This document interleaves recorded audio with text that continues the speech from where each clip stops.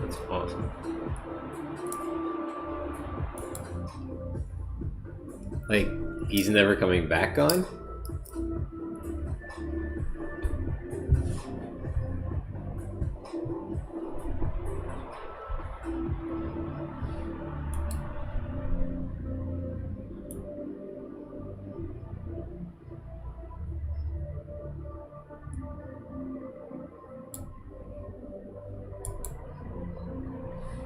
Damn.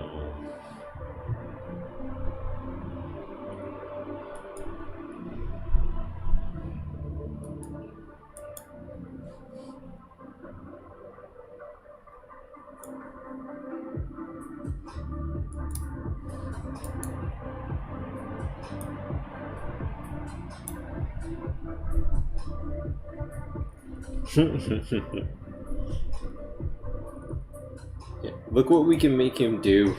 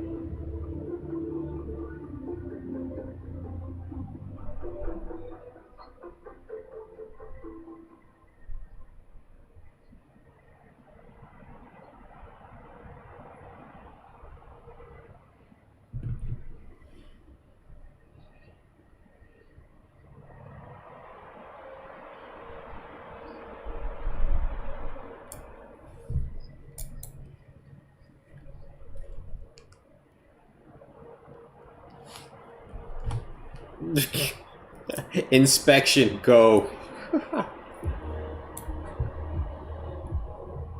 Inspection, go. Open wide up. Let's see. Open wider.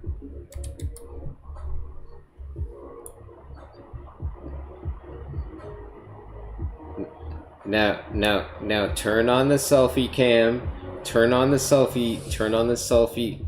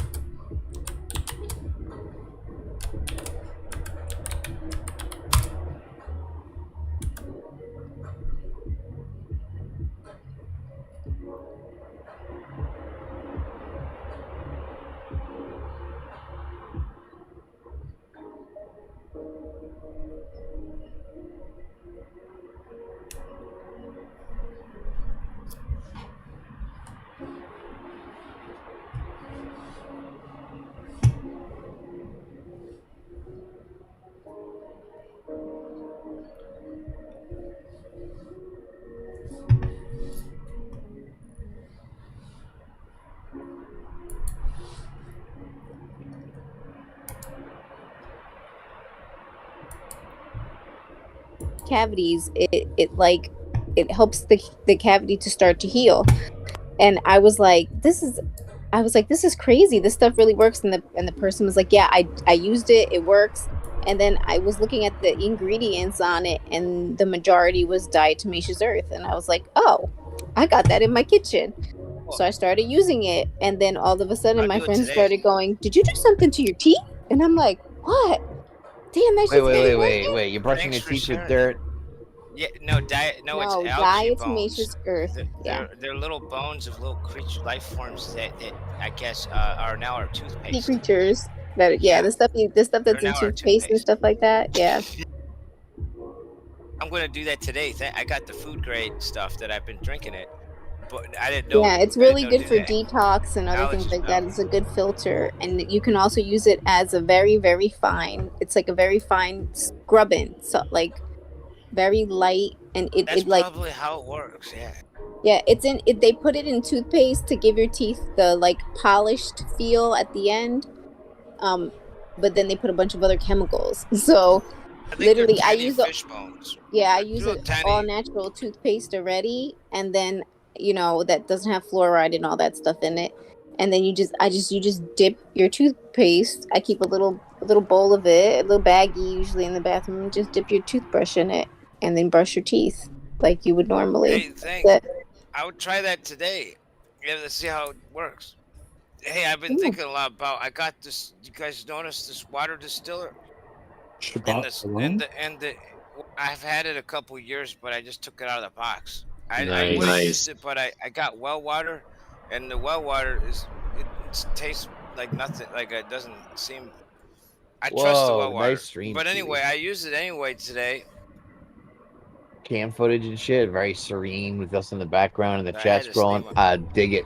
Hey, I was saying that the stars of the firmament was when I mean, this sounds crazy, but when I looked at the top of when I see all the condensation and I see how all the little bubbles push next to each other, it's like it reminds me of the stars on the firmament. When you look at the top of the glass, you think there's so many stars up there. Sometimes you can't see them all, I guess, because of air density.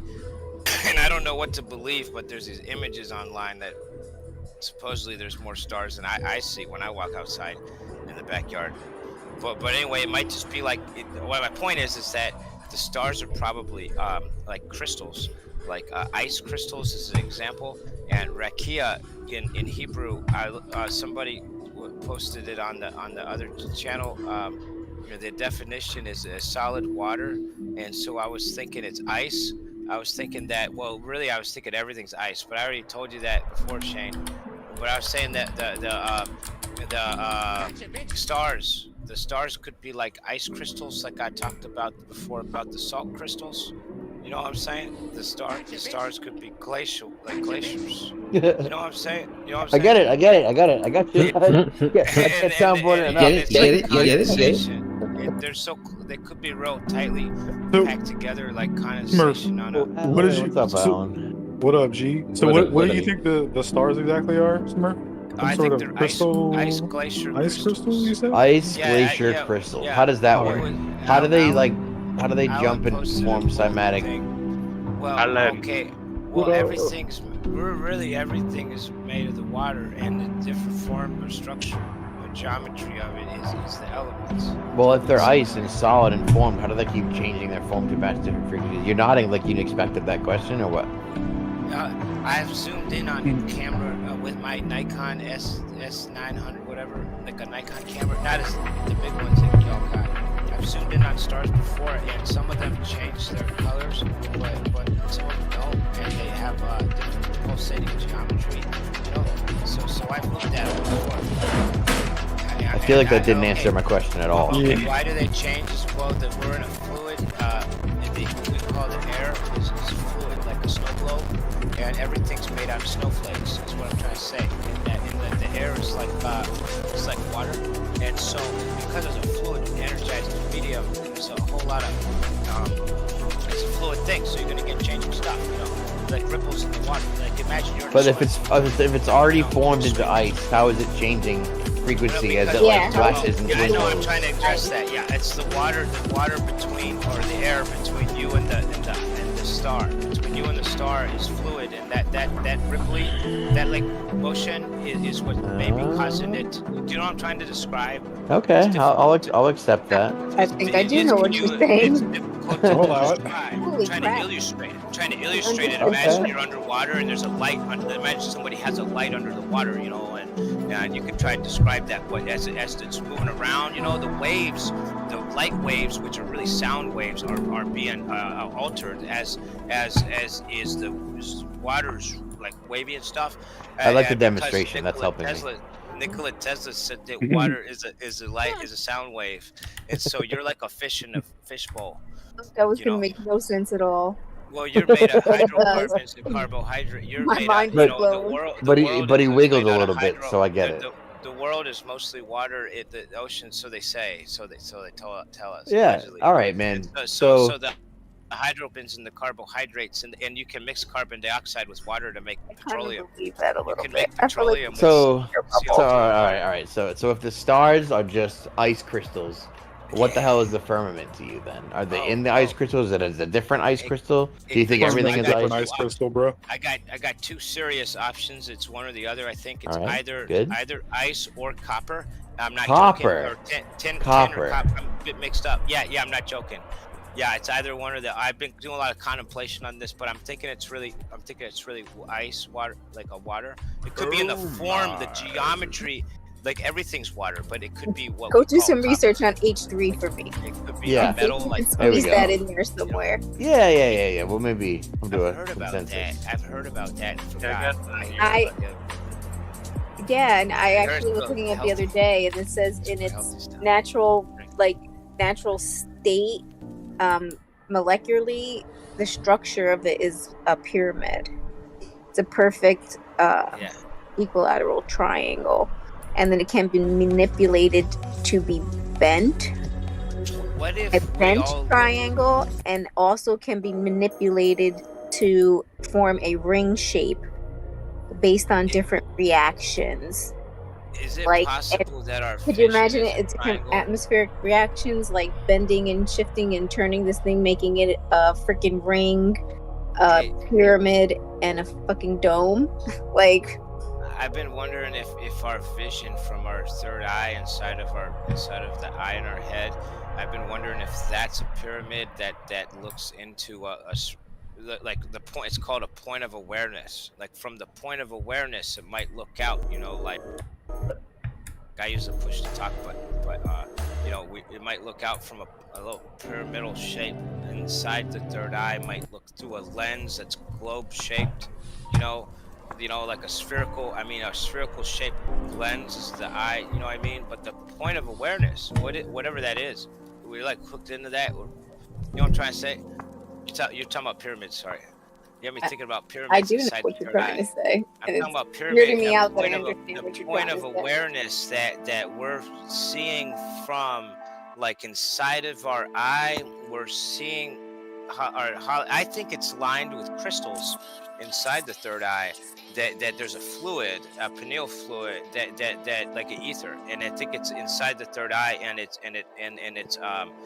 I think I don't know. It's speculation. I don't really know this, but what if You're just like saying salt words. crystals? That's word salad. Yeah. Well, Those what are if just salt words. crystals kind of like ripple and resonate with this water and creates a visual stage, like you know what I'm trying to say? And it's made out of water, because everything's made out of water anyway. So inside the third visual eye, stage. I mean, inside the third eye, water is structured and rearranged. The water is structured to create which is our reality is only. We only sense it from our bodily senses, you know, like touching and hearing and sight and stuff, which is vibration. It measures vibrations, like a meter. It measures polarity or vibrate or something like that. Well, anyway, these vibrations are measured and brought into a third eye. So there could be stuff going on around us that we can't sense, but we can probably only craft inside of our third eye what we think is reality around us with our senses. You know. Does that make sense? No, not at all. But Jackie seems to get it. I was just trying to make sense of reality. Yeah, no, I didn't I was- get it at all. But I was thinking about I got something when he was some weed. talking about the ether and what's above us, and just about weather balloons and high altitude footage. So what's lighter than helium? Is it hydrogen? I don't know this one. Yeah, hydrogen. Hydrogen. So I was thinking, wouldn't if you had a room full of helium and you brought a hydrogen balloon inside, would the hydrogen balloon go up? No, it would stop right there. Yeah, it would. It would stop right there. I think it would. Go up. I think It would. I don't think it would go up past the hydrogen. Hydrogen is Because this is my theory. This is what I was thinking. I think the helium balloon explodes when it gets to the hydrogen layer.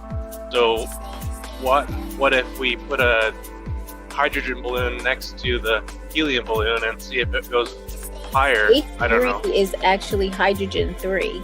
That's what we were talking about. That's what I was talking about before. The H3. So I think it's a layer of H3. That's what I think. To go a little bit higher than the helium balloon goes, could we just try putting a hydrogen balloon right next to it, maybe a little bit bigger than the helium balloon? I don't know. Well, so let's see. Let's tie a couple things together real quick. So you say H3, which is tritium, which is a form of matter of a specific thing that at that level takes that form. So up in the sky, we think it's like what, ice? Is that what Smurf said? Ice, some sort of liquid. So let's call it H3 tritium, which is like what, clear water. So that's solid liquid water. The bottom, we have the same thing with the saline barrier that we can't possess. We can't go past. We bounce submarines off it. It ripples in the water below the water. And then we have like sky ice, right? Or like what they call the blue, like solid oxygen down at Antarctica and the frozen lands that they can't pass and grows right back and like dissolves into nothing when it's done. And then you say electrostatics hold the world together. So if electrostatics is everything, the ether under torsion and the ether under stress, then you have electrostatic chemically changing the state of matter depending on the layer of pressure mediation that it finds itself in to give us a all-encompassing impenetrable barrier. What do you guys think? Well, I think when it says the water's above, I just think it's literally the clouds, the rain itself. That's what I think, but that's just what I think. So there's one thing that you have to remember. That observation really fits within, and that's the principle of a gas pressurized system. So if we go with the observation that there's 7 noble gases, hydrogen being one of them, hydrogen presents in a form called H3, again tritium, which is the solid state. You can full of it and it would look like a valley. Yeah, 100%. Do I think so? Especially now that Jack has come with the observation that she's found that it has sacred geometry built into it, i.e. pyramid structure. That's pretty damn dope. That's what eggshells are made out of, apparently, a whole bunch of pyramids. Love it. What did Alan say? You said no? What's that? Oh, no, I said no, don't look into that or whatever. Go back to sleep. Hey, like, what you said just made too much sense. Oh my, yeah. Like a whole lot of sense. Point of awareness. I got chills, yo. That's a good sign. Right? The last time that happened when you were around and you gave me an idea that how I understood how the stars work and the sky works. And that's been working out pretty well for everyone. Hey, these NPC normies, I don't think they have anybody in there inside their third eye. There's no pilot inside that pilot seat. Do you guys want to speculate wildly on the stars real quick? Go. Yes. So, if everything that we see in our realm comes up through the North Pole and it produces, the northern lights and like the force of electromagnetism, which holds everything together as the ether under stress or torsion, then Bakes lost what I was talking about. Oh yeah, the stars. So if that's coming into everything, that's creating the projection, let's say, of the sun and the moon, which are focal points of some internal light, probably the black sun below, whatever you want to call that, the God's light. And if that's being created, then the sun and the moon are not physical; they're projections, and then they have destructive interference where the moon will wipe out when the intercedence of the beam or whatever the projection source is, they intersect and they have that cone of intercedence, and that's how you get the moon phases and stuff with a non-physical moon and sun. And then that's also projecting the stars out into everything coming in from the north, and that's like a 15 degree per hour, precession of the equinox, ever constant spinning. And then you have at the equator this like magnetic flip zone, as they called it in the primer fields, or like the flux point, or like the point in the toroidal vortex where it inverts, call it the inversion zone. And then what you have in the southern stars are just the northern stars, like diffracted and elongated. So what happens is they get like parabolically reflected, and then at the equator you see the inversion, and that's why you have some of the clusters and the stuff lining up in the north and the southern hemisphere like that. And then it all kind of fits in the conjugate geometric expression of, centripetal convergence, centrifugal divergence, and gives us the toroidal vortex that everything kind of rotates with. Can I get an amen? Holy shit. Damn.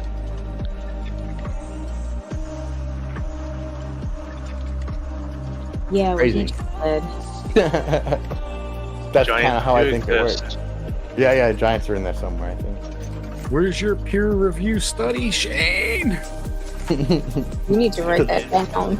Hey, It's on here. video this time, dog. We'll get the Oh. transcripts. It is. Here's the other thing. Brilliant. Yes. Here's the other thing that comes steamrolling in like a freight train, is the idea of the giants back in the day. Noah and his family, as an example, being 12 to 18 feet tall. So you look at that and think, well, how would I get things to grow larger in a closed system? Turn up the pressure. So you go from, let's say, 14.7 psi that we know is observed at sea level, as I'm looking at the sea, go bigger. And if you want something to grow bigger, the creator would turn up the pressure within the petri dish, the closed system, and just observe things grow. Pretty damn dope, dude. I love it. I think that it's all like what it says, a pressure mediation. So when you say like it's just the gradient of pressure, if it's all about pressure, then everything is all about pressure mediation. Then it's all about seeking equilibrium from disequilibrium, which is all about what fucking ethers and electrostatics and torsion and all that shit is. So we kind of just said the same thing, or you offered very good supporting correlative evidence that everything is pressure mediation, so therefore the same blockage, the same chemical compound, depending on different states and different elevations, and the ether could forming into different states of matter, that one thing is literally the barrier still everywhere we go, and forms like the impassable barrier between us and whatever else is out there. And it was so important, it was created on the second day. Yeah, before Right. everything else. Let's know that the waters existed, as my oven agrees with me. Thank you. Let's know that the waters were there, and then he created this air bubble within the waters, and as my voice cracks, and the firmament came in. It's that important that it was there on the second day, and that's why I say, like, understanding the second law of thermodynamics, and if you don't contain the medium, right? Pour water on your countertop and observe entropy. Entropy is what happens when you don't contain the medium. The law is containment. If you do not contain it, you will have entropy on your hands, which is just madness. Thank you. But everything that we say and everything that I keep adding kind of adds just levels to like the explanation that I just gave. Like so if there are no southern stars and there's just like parabolically reflected, mirrored, mislabeled northern stars stretched and elongated out in the southern hemisphere, then you would get like, that video where they sync up and he runs them side by side in Stellarium and all the things crashing together. Oh, I happen to have it right here. Go figure. All right, so that one, when you look at the lineup isn't star for star, it isn't one for one, but you wouldn't expect that if one version is parabolically reflected, meaning elongated and distorted along an axis, and the further out towards the edge you go, the more distorted it becomes, so the less identifiable you'd find it with its counterpart in the north. And that's why you see at the equator is where you see the biggest equivalency, because you can see one from side right to the other, it's 1v1. There's one of there's a different big, what do you call it, the Big Dipper, and there's like an equivalent right past the equator that's not the Big Dipper. It's called something else, but it looks the same thing as if it's flipped over, and that's kind of adding all credence to the theory that if that's how it's happening, and if that matches the toroidal field, then that is how the stars would look. I think I should do like a presentation on that. That's the other part of the stars, is the fucking parabolically reflected ones, but it's going to be a whole bunch of heat to tell a whole bunch of people that actually, even though you have all these stars in the southern hemisphere that you give all different names, they're just dimmer. You just renamed the same thing and pretended that it's a different thing, and then because it's dimmer, you attributed a different mass to it, a different size, a different distance, because you're a dumb fucking faggot. Yeah, dude, that's awesome. Exactly that, right? So I went a little hard at the end there, but yeah, like they get a little carried away with it, and they're just like, oh yeah, well yeah, obviously it's completely different based on the fact that we can't manipulate it at all, and all the other ones we decided are different in this respect. So got to continue with tradition. They have a whole branch of science built on like the standard candle and the grading of luminosity. So literally, if what I'm saying is true and that you have this batch of stars that's slightly or substantially less luminous than the first batch, they go, oh yeah, it's totally something different. We'll give it a different name. But this explanation sort of solves that right away. And you're like, well, no, it's dimmer because it's, reflected from this far from the source. I don't know. Crazy. I wanted to speak on what that guy was talking about, the giants and the pressure. And I was thinking about the stars, how they turn, and the speed at which they turn. Maybe it was different back then. Maybe that's the reason why we had so many calendar changes and time changes, and we didn't start recording time, since, well, whenever. It's only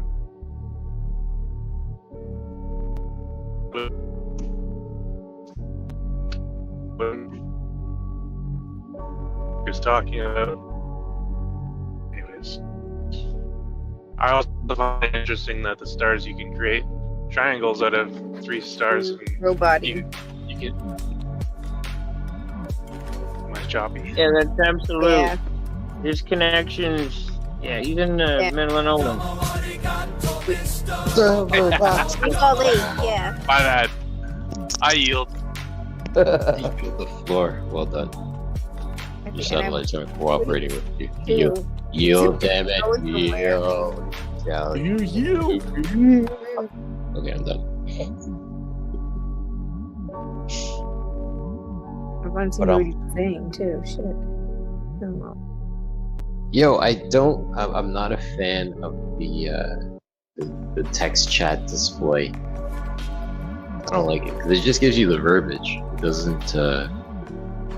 doesn't show like the text through Discord, text chat, or live chat. Sorry. So I'm streaming the channel text. Yeah, I'm streaming on my YouTube channel, and I installed the Discord tool overlay. The one I told you should. Overlay. The one I said that you should use that one. Yeah. I'm running. Just haven't done it, but yeah, I'm familiar. It looks good.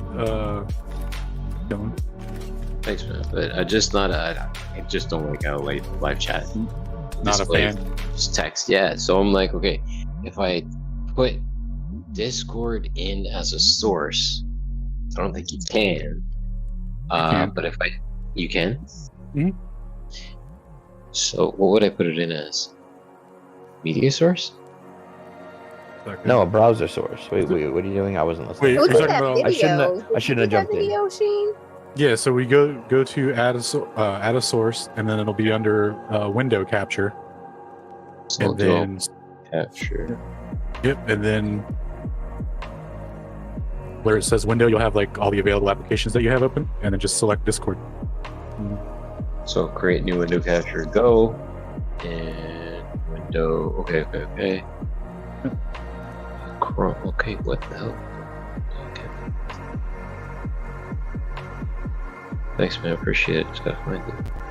Yeah, and then if you hold Alt while readjusting the red lines that outline the scene, you can recrop it within that window so that it's not shitty. Does that kind of make sense? Yeah, I had the app minimized so it wasn't detecting it, and I had it on my other screen, but I'm just gonna throw it somewhere, fix it up. Yeah. Yeah, it makes sense. All right, I'll be right back. I gotta go season the pork chops. Ooh, hey, enjoy that, man. Alright, back out of here. Let's get. So, do that. And then, hey, let's go. So, Discord's gonna be my captain. And then. Okay, can I redefine? Man, it's gonna be so hard to prove that. But we can, like. I can show a bunch of. I don't know worry about proving. I can show a bunch of flat earthers who want to see it. That'll be cool. Hey, Shane, when you do a window capture, is it possible to define the window that you're capturing? Does it allow you to crop it? Or do you have to put a mask on? No, you can always crop it. You can crop anything, but you got to do a custom crop, and you got to like add it as a filter to whatever thing you're doing, and then crop it however you want to work. Like right-click filters, add filter, and then you go to crop pad. Yeah, this is where I suck. So image mask blend. I don't know. I don't know why you want to use that for. Because I want to capture what's being displayed in text in the stream without the names on the left and shit on the right. So if I just build that in. Yeah. So you add like the whole Discord window as a fucking separate window, and you crop it to just text. That's what everyone else does. That's what I did. That's what 24/7 does. That's what you does. Right. You can even so add like a mask filter on top, right? No. Oh, I can just cut down the window. Yes, you can just do that, and then you can make it transparent if you want, I guess. But I like how it shows like the GIFs and the videos that way. The actual Discord overlay just shows like the text versions, and put an image, it'll be like 123.jpg or whatever, which is useless. So wait, how do I crop the window display though? I tried holding shift. Control. No. Just like add a filter to it. So like right click filters, or like what is it, properties filters? Go to the thing, yeah, and then add a filter called crop pad. Wait, okay, no, I didn't. Okay, delete that. Yes. Add filter. It's called crop pad. Oh, bro, I didn't even know about this shit. This is a game changer right here, man. I didn't know there was. Did they update this recently? No. No. Such a boomer. Okay. It's a cornerstone of OBS streaming right there. Well, you know. Never call yourself that. You know me. When I'm in the sandbox, I'll throw sand on myself. Damn it. Nice. Dude, yeah. I did a 1 minute highlight reel of that video showing the fucking. The Ursa Major, Ursa Minor one is the most striking. It's too much to be a coincidence in my mind. And that's the one you can see the clearest because it's, of course, right at the equator. That's where it like lives. So the distortion is literally least in that constellation. And then you wonder, which is crazy. I wonder if that's what the ancients were telling us when they were trying to line up stuff to Orion's belt, because that's the one that like goes through the celestial equator and like literally everything is equal there almost. The constellations don't work, and that's where they start to mirror. That would be that like Orion's belt would mark the flux point or the flip point or the point of parabolic reflection. Cool, dude. That blew my mind today. That's awesome. Shane, remember when you kept telling me to get rid of the purple bar? Yeah, thanks. This would have been it. Shit. Yeah. Yeah. I couldn't understand why you wouldn't just crop it a little further, and the answer was you weren't cropping it at all. My lord. I was crop incapable. I was uncroppable. Gosh, tough crowd. Dude, after you like crop it to just the text field, if you want, you can add another filter called like color correction, and that will just give you an opportunity to make it more or less transparent without changing any of the other aspects. Awful thinking the sound of this judo. I was explaining the concept of the punching bag to a coworker today. We have this new lady that joined us. She's like 30. She's first time being in this this sector of stuff. But I was just telling her, I'm like, treat every file as a punching bag, an opportunity to practice your judo, your karate, whatever. Because it's not about the file, it's just about you actually like learning how to engage with all these files, do your work, etc. Shout out to the punching bags of the world. We love you. The Orion lines. Look at new perspective, listening and offering something of substantive value. Thank you, dude. This is almost what I think I want to see. Hold on. Let me check it out before I pile it on too thick.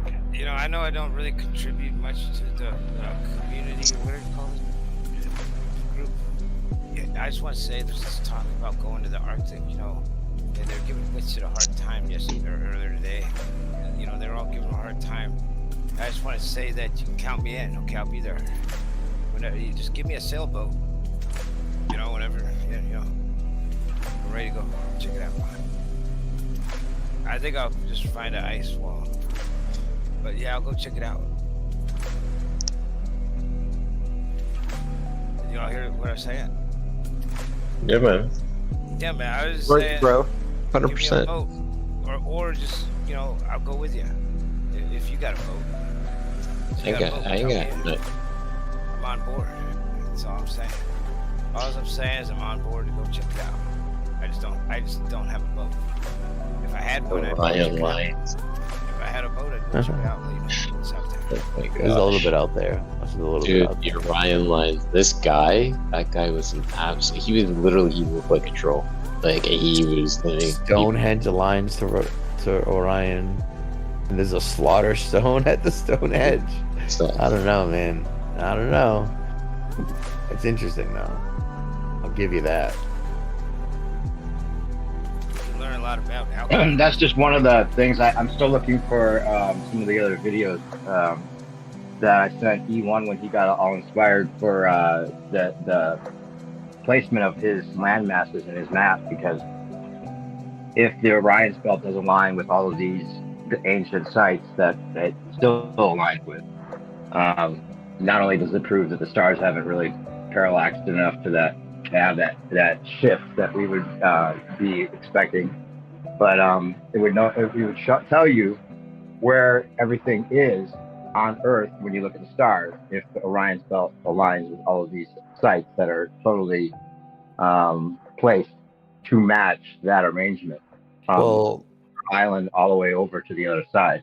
it's also like one of the only constellations that can be seen from everywhere all over Earth, because it's Right. one of the equatorial constellations that circle in the middle. So no matter how far north you can see it on your southern horizon, you go, no matter how far south you can see it coming up in the north. It's literally visible from everywhere. I think I don't know any other constellation that applies to. And he was convinced that like I've told you, he thinks there's two sets of stars, but even if there's not, even if it's just a parabolic reflection, he was saying that Orion's belt, he was damn sure that Orion's belt are the only three stars that don't go off in one direction or another. It's almost like the Pac-Man, like they reappear on the other side in alignment with all of the other stars when the rotation gets to that point, and they go through the celestial equator again. It's almost like they're the marking point for this separation of the stars, whether it be just a parabolic reflection or something that's actually shifting and going from one to the other. But he was saying that if he could go out past Easter Island enough, you would actually see this separation and prove that there's not a ball, because these stars are going in 360 degrees opposite direction of each other, except for Orion for some reason.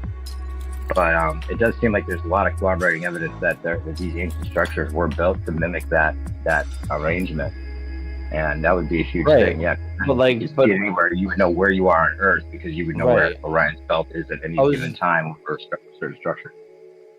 I was just thinking, like, what could you extrapolate from that, right? So if it's visible to everywhere on Earth, you can get your position by looking at the stars that way. But also, what if it was what if it's to pass on the underlying significance of that constellation? Because of also, if you look at it, and if it's like anything like the wild gibberish that I put forth about being the parabolic reflection point and how before and after you can see it, and then from that point it gets elongated and like stretched and distorted, then wouldn't that like be another nod? Like not only is it the only thing, the only one you can see everywhere on Earth, but hey, it's this integral pivotal point in the sky where this known fucking shift and flip happens, and that gives us this other whole section of things that we named and like, yeah, this could be. Yoshi, right quick. What thing do I add in here for the transparency? Thing for the thing. So right-click filters, and then like I think color correction, and with color correction, one of the options way down low is just regular transparency. Thanks, bro. Withdraw. Peace. Opacity. Yeah, that's what I meant. Opacity. I use it for everything. I used it for your mom. Oh shit. Just kidding. I love you. Thanks for the help, bro. Appreciate it. You found a curvature, eh? I like Don't be the such a theory of pervert. the outer lands, because then those directions, our directions, follow the outer lands sun direction. So that's why there's a 24-hour sun in the south, sort of thing there, near. And so you always get the sun, right?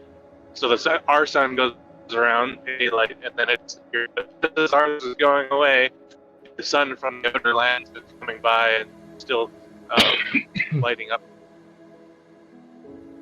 Antarctica. I don't know.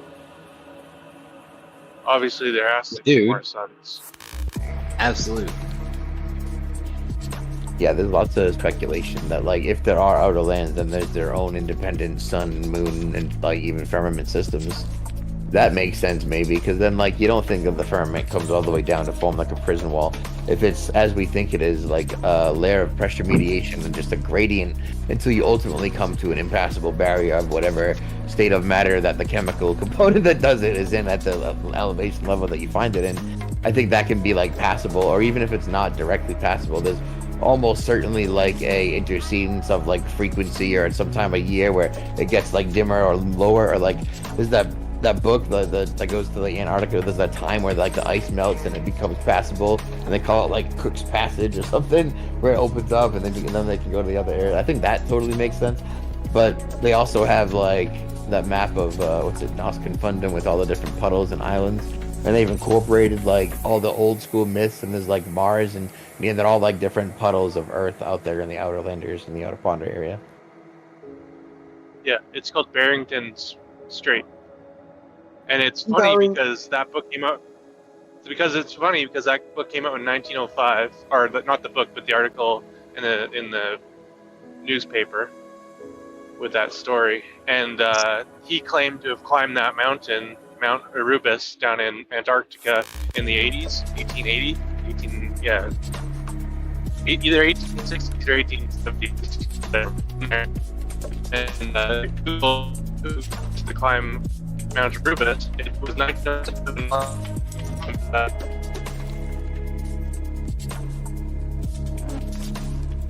or Austrian explorers, something like that. It's just funny how it all adds up, like, sorry. I yield. It's such an effective soundboard. I'm like, oh, it's become indistinguishable.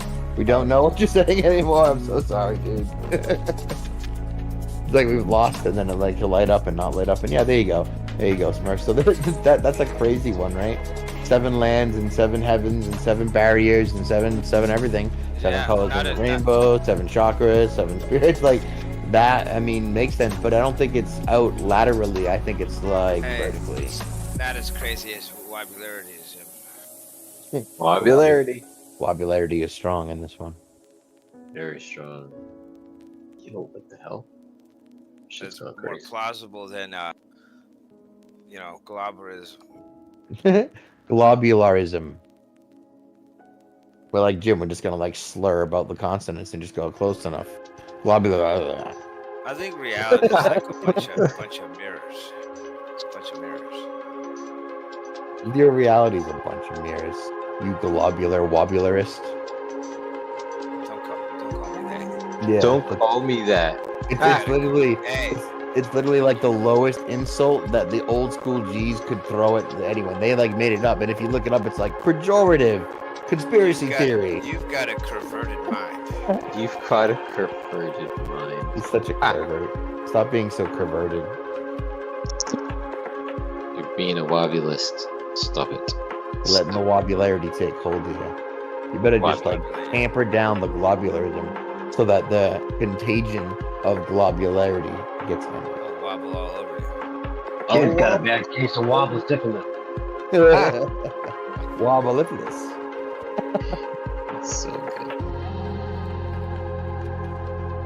Dude, literally, like, if you look at like the term globulars, it's like it's the funniest word. It's like literally made by flat earthers to make fun of globers. That's what it is. That's like what the definition says, and it like cautions you against using it in like polite conversation by noting it and denoting it as a pejorative term that you don't want to use. You're like, well, I'm obviously gonna use it all the time. What, the G word? No, globularist. It's a pejorative. He said the G word. He said the G word. Like Samuel Robotham used to use it, and the other guy that wrote Vedic Astronomy, and then Alex Gleason in his book used it all the time profusely. Like, and there's another thing wrong with the globular theory. And oh, he's just a typical globularist doing his globular things. Like that's how they talked about him. It's the blue ball theory. It's invisible glue. Theory about their image of space and the Earth is just that, you know, like if you take a flashlight and put it on the ground at night and you go away from it, it kind of looks like the ground is a sphere, right? So that's what I think is if you just keep going, if you're able to just keep going up and up and up and up and up, it's gonna look like a sphere just because the sun is creating this circular projection, right? And I don't really know anything. Damn, Smurf.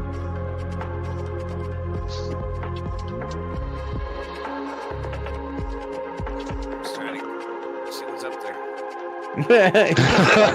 Trying like how to get up there. Someday I'll reach it. Yeah. Never be as high as the Most High, but balloon. damned if I don't try. That's the motto of Smurf. Get me a balloon, buddy. I'll let you know. What's up there? Big metal balloon. Smurf's always got like chill music, 432 hertz, fucking rocking in the background whenever he talks. There's a sound battle. We're in a sonic war.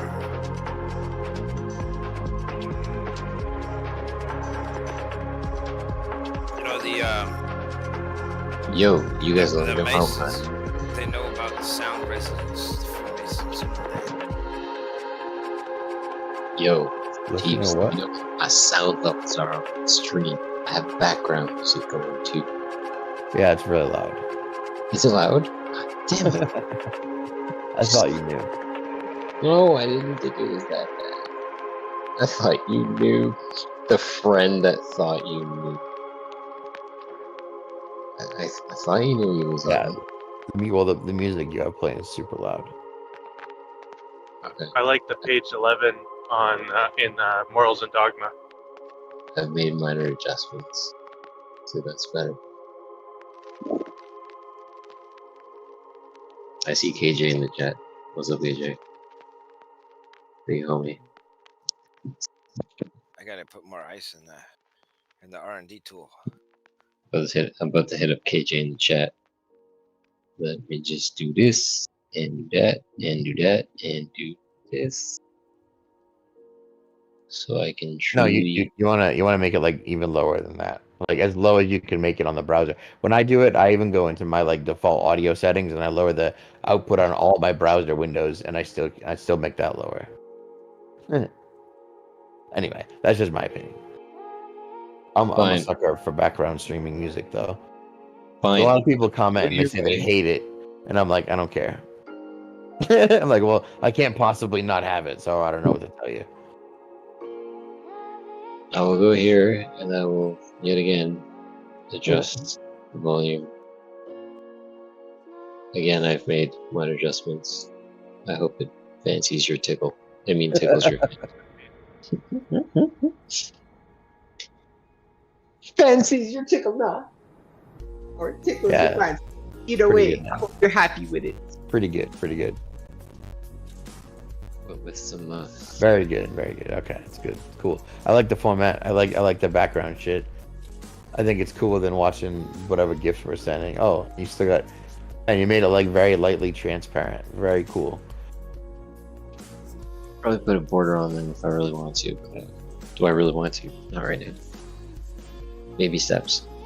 So now I have one setup for geos and I have one setup for you.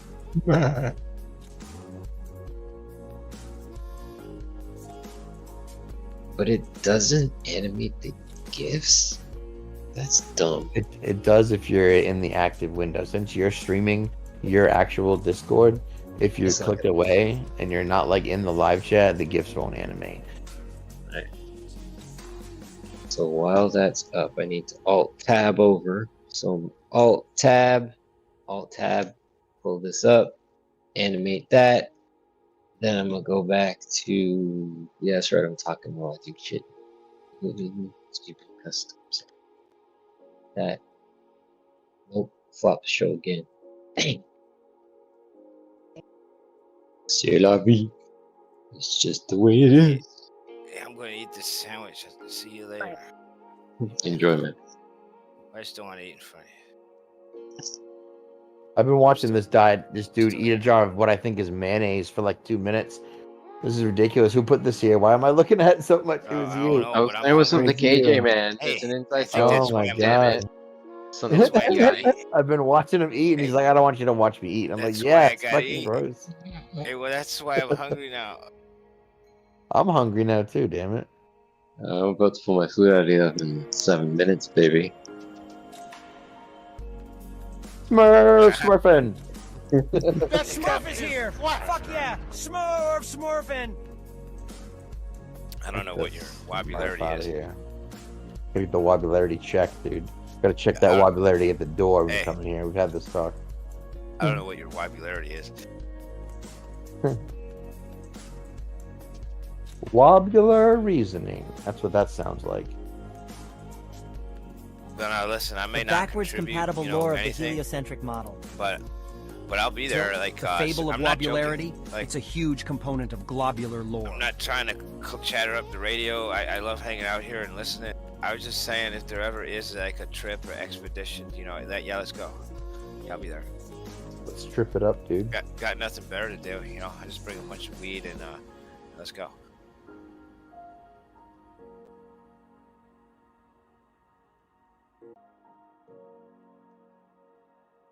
Didn't I say we needed to do a sleepover the other night? Yeah.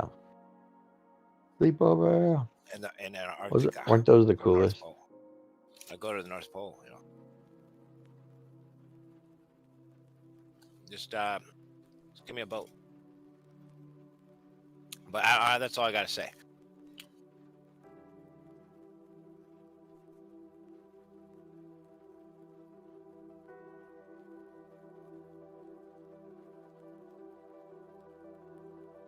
I don't claim to have all the solutions, you know.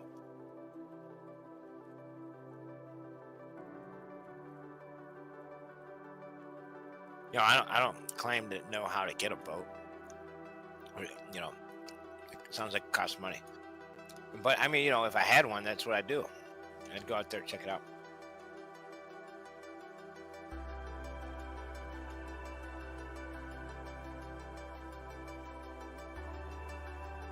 Hey, y'all still here? Nope. I personally left. You can hear me, right? I'm no longer with you. Can definitely hear your lips lapping together, smattering and slopping. Hey. Good to meet you. Yeah, are you eating on auditory camera now? Like, I don't Right, want you to he's see me trying. eat. I'll slap in your ears with it, like unabashedly. Let me just fill this awkward silence with me chewing and talking about stuff for the next 40 seconds. You guys cool? I don't want to be rude. Smurf is the funniest, dude. Just messing with you, Smurf.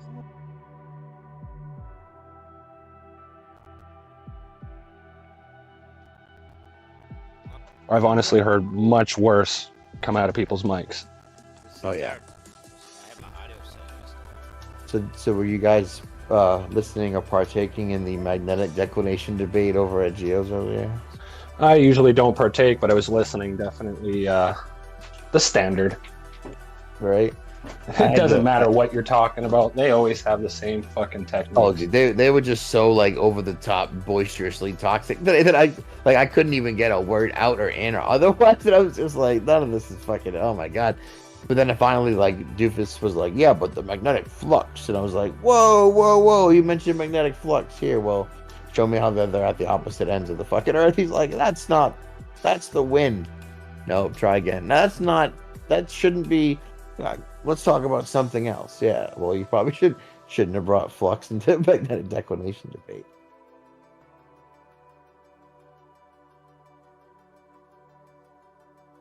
Well, you have to ask if they even listen to the actual argument itself before saying most things they say, because it seems as though they don't want to actually acknowledge the argument.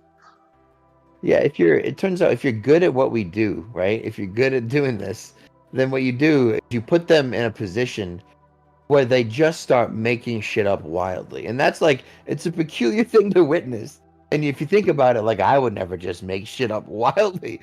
But like in a case where you don't know what you believe, it's like the only move. And when they start doing it, like, they'll backtrack, double speak, double think, click it, move it around, take it out, put it back. Like what? Like how do you think you're gonna make something up and not get called on your bullshit? I don't know, but it's fun to let them try. Like, that's not what they use. They don't need that. If that were true, then this would happen. Okay, well, here's that happening. Oh, that's not what I meant. Yeah, but it is what you said. Like, you're like, well, if that were true, you'd go to, like, there'd be a spot where then you read the magnetic declination, it would tell you to turn around. I'm like, well, yeah, duh. Like, what do you mean, duh? Like, the whole point is it tells me where I am, and it goes, nah, you want to turn 45 degrees. That's almost. So you want me to take a reading and then go in a different direction, and that's a correction. Okay. Yeah, just like you guys have been saying from day one, presupposing the actual model and then building a model around it doesn't prove shit. Yeah. But they do it all the time for everything. It's like the superpower. The superpower that I think Witness says they have is that the ability for them to misrepresent their own argument. Like, they portray the globe as having it solved, and yeah, of course, tides are easy, solar and lunar tides. And you look into it and you're like, yeah, but that seems to have nothing to do with it. Oh man, it's this other thing. And then you're like, yeah, but the globe model has it all. They have this dumbed down, advertised, like, mainstream version of how they say things work that actually all the scientists know nothing works that way, right? All of those surface level things are wrong. And then you got to wonder, why are they there in the first place? I give a lot of credit to Witsit to be able to just continually do the same thing over and over again. Like, it's so predictable how they're going to interact with them. And he sticks to it. Just whatever, dude. If anything, you're just helping my argument. You're training me on your stupidity and your techniques.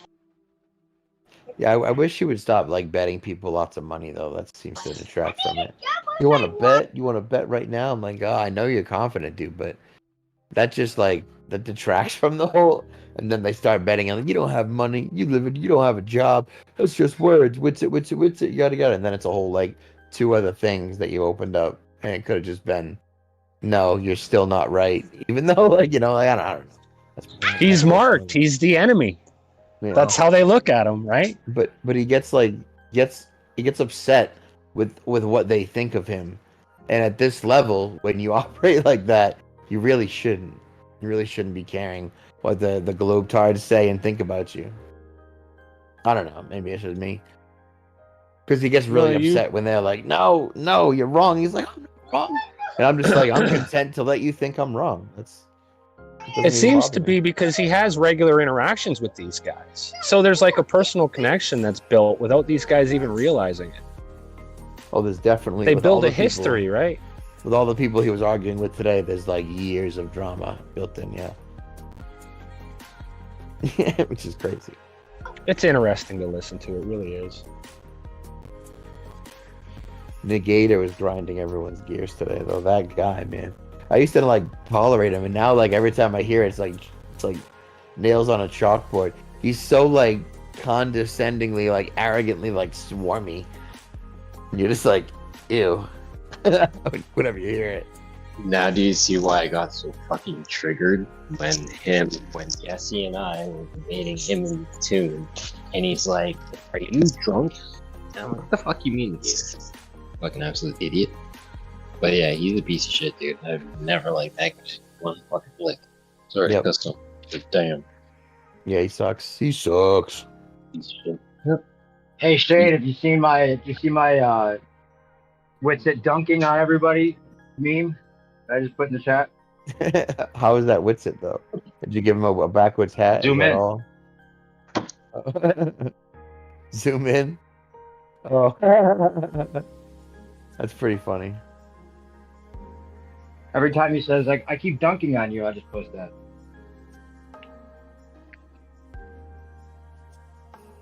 Nice. I had to remove my dunked on sound clip, but I wasn't using it much. I think I had to replace it with muons. Gravitrons are gay. Muons aren't even real. That's worth it. That one's good.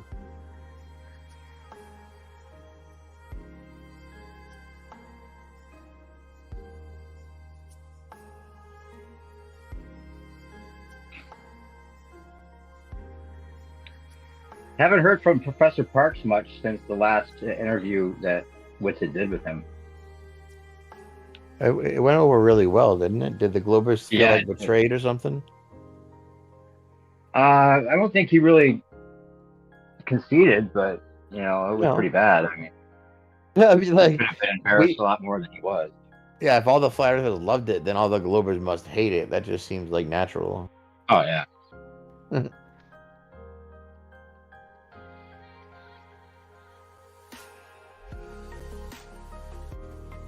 Are you going to be holding any debates or anything coming up here, Sean? So, what? Sorry, I wasn't. I said, are you going to be holding any debates or events coming up here? Yeah, no, we. Oh yeah, we need some more debates, I guess. But I was just thinking of like, dude, people are like raising the option to go completely flat Earth and just ban all the Globers here, and I'm not opposed to it entirely, but I'm hesitant to pull it off. But we do have presentations and shit coming up. God damn it, Dave! On the highway, there's a terrain theory offshoot called German.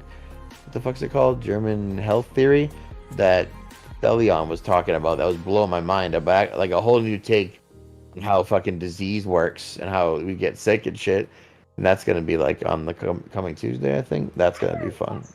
Well, it's interesting what he said because they say that about like putting your body in shock too, right? So if you're an alcoholic and you just quit cold turkey, you can put your body into shock, right? And that goes for a lot of people that smoked for a long time and then quit, and all of a sudden they get sick.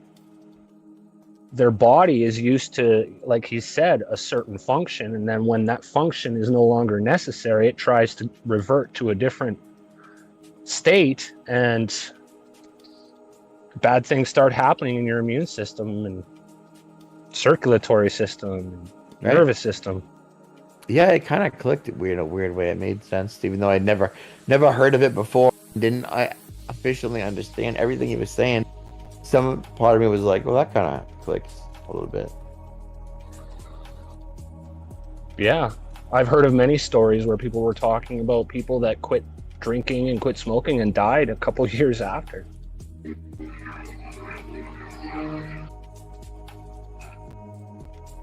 Dave's hot mic in everywhere. It's always like building something, it seems. But doing something next to power tools or like a highway. Who? New perspective. He's always got like the weirdest hot mic sounds. He'll figure it out. But yeah, I'll dude, definitely be there for that event, so I want to hear more of what he has to say. yeah, that seems fun. I can't believe I'm definitely gonna put that one out. hopefully inspire some more research and our conversation. Yeah. But yeah, dude, the magnetic declination thing was funny. It's still like, would still like hit me up. He's like, give me everything you have in the magnetic declination, all your gifts and videos. And I was like, cool, sure, okay, no problem. And then later they were like, which is streaming? And I was like, what's he? Oh wait, I think I know. Oh, that makes sense. Yeah, right. So let's put this whole thing to bed. Literally, it's all made up, and he pointed it all out. We have all the comparisons, the flux versus declination. Like, how were you measuring magnetic declination 500 years ago? Where were those records kept? Who was amending them? How do we corroborate any of that? Like, it's all excellent questions when you're dealing with the magnetic declination argument. That's another one that they've been pointing out like for years as a slam dunk for the globe. Like, here's like, oh my god, of course Earth's a globe. Look at the sky, and magnetic declination. That's how compass works. Wouldn't work. Some of the biggest misunderstandings.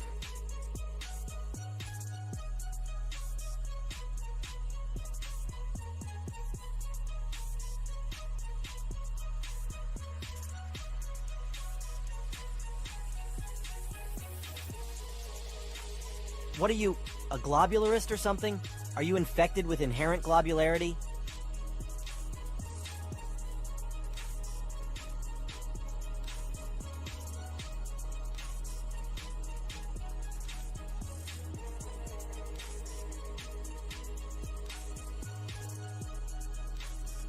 Boom. All right, I'm gonna eat some food for a bit. I'll be back in a little while. This is right at the usual time where Kiwi schedules events, and I'm never around. Shut up. Me right now. like right about now, yeah. All right, I'll be back. That's it.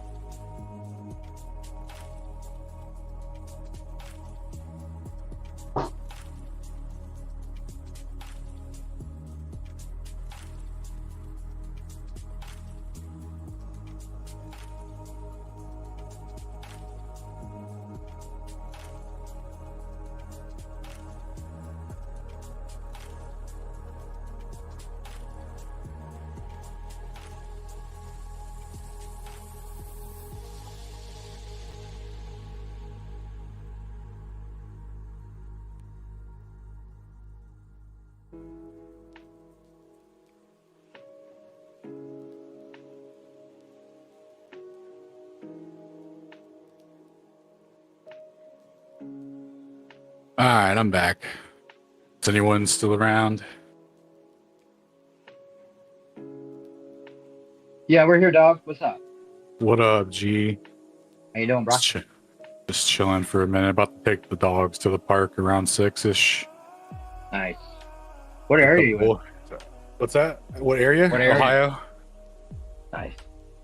I have a friend that just moved there, actually. Oh, really? Where at? You know what? I'm not sure exactly which area. I'm in Did the you guys have central some, like, Ohio area. train derailments? Are you near the train derailments that went on there? I'm not near it, but I forget where it was at. But yeah, it's like Palestine, Ohio, I think it was. Yeah, I should find out if he's near you because he's cool. He's a flat earther, and Oh he's yeah, there to- yeah. I'm in Mount Vernon, so the central Ohio area is where Mount Vernon. Okay, I'll text him right now and see if he's near there. Yeah, that's actually. I'm gonna check the Flat Earth app thing. I haven't checked it in a hot minute, like the blue dot thing. I don't know if you're familiar with that. Yeah, I have it. Oh yeah, cool. I'm about to check it. I'm in California. I gotta re-download it, I guess. Oh yeah, I straight deleted that shit because it would pop up every fucking day with some shit that I didn't care about that You much. deleted the whole app? Yeah. Oh shit! Did you pay for the contact service?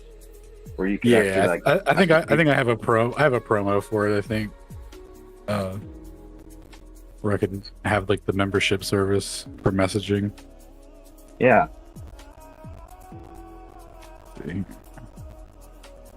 Flat Zodiac Moon app. Clock.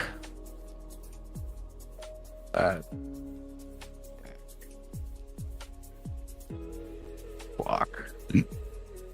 Is it Blue Water Bay? That sounds familiar. Sounds right. Yeah, that's tight.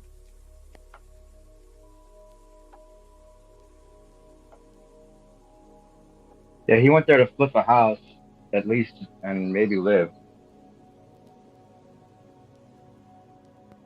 Oh, really? Yeah. That's dope, dog. Yeah, Mount Vernon's a nice place. A lot of good. It's like a rural farming town kind of thing. It's a really nice place. Cool. You got some land to grow some food on and stuff like that? Fuck no, dog. We, for the first 19 years that we lived out here, we lived on 3 acres that was on 99 acres of farmland, and we just took care of like this 3 acres section of it. And like, you know, we had all that freedom and stuff, and we used to do that. And then we had a tornado last year, and we had to piece out of that house, and now we live like on the outskirts of town, but like still in town. And like, you know, it's just we're in the city, so like no, sure don't. It was so nice, dude. We lived on this fucking farmhouse that was built 150 years ago. It was amazing, man.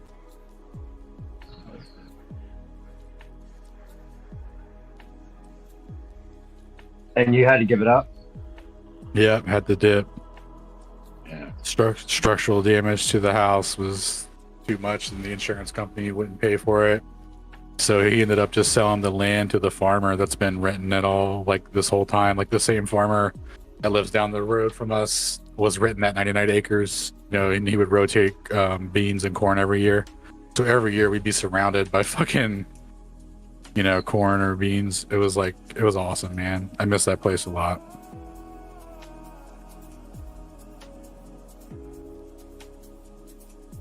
He's 2 hours and 15 minutes away. Oh, word. Near Lake, he just sent me some pictures near Lake Erie. Because that would be near anybody in that area. So. Yeah.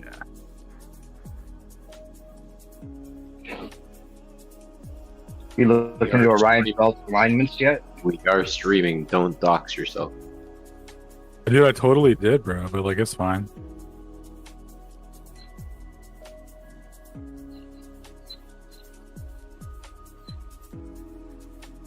I forgot. But that's the risk you take when you're in the live chat channel, brother. You know, it's the Wild West. I'm glad we were streaming, actually, because I was hoping that that somebody recorded a bunch of stuff that was said when I first came on today. Yeah, dude, Shane was dropping fucking bombs. Yeah.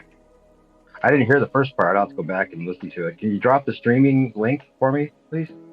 Yep. There you go, buddy.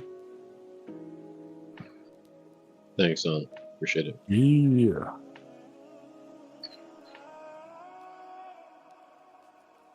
Were you on yesterday, either of you guys, when Leon was talking about the new German medicine stuff?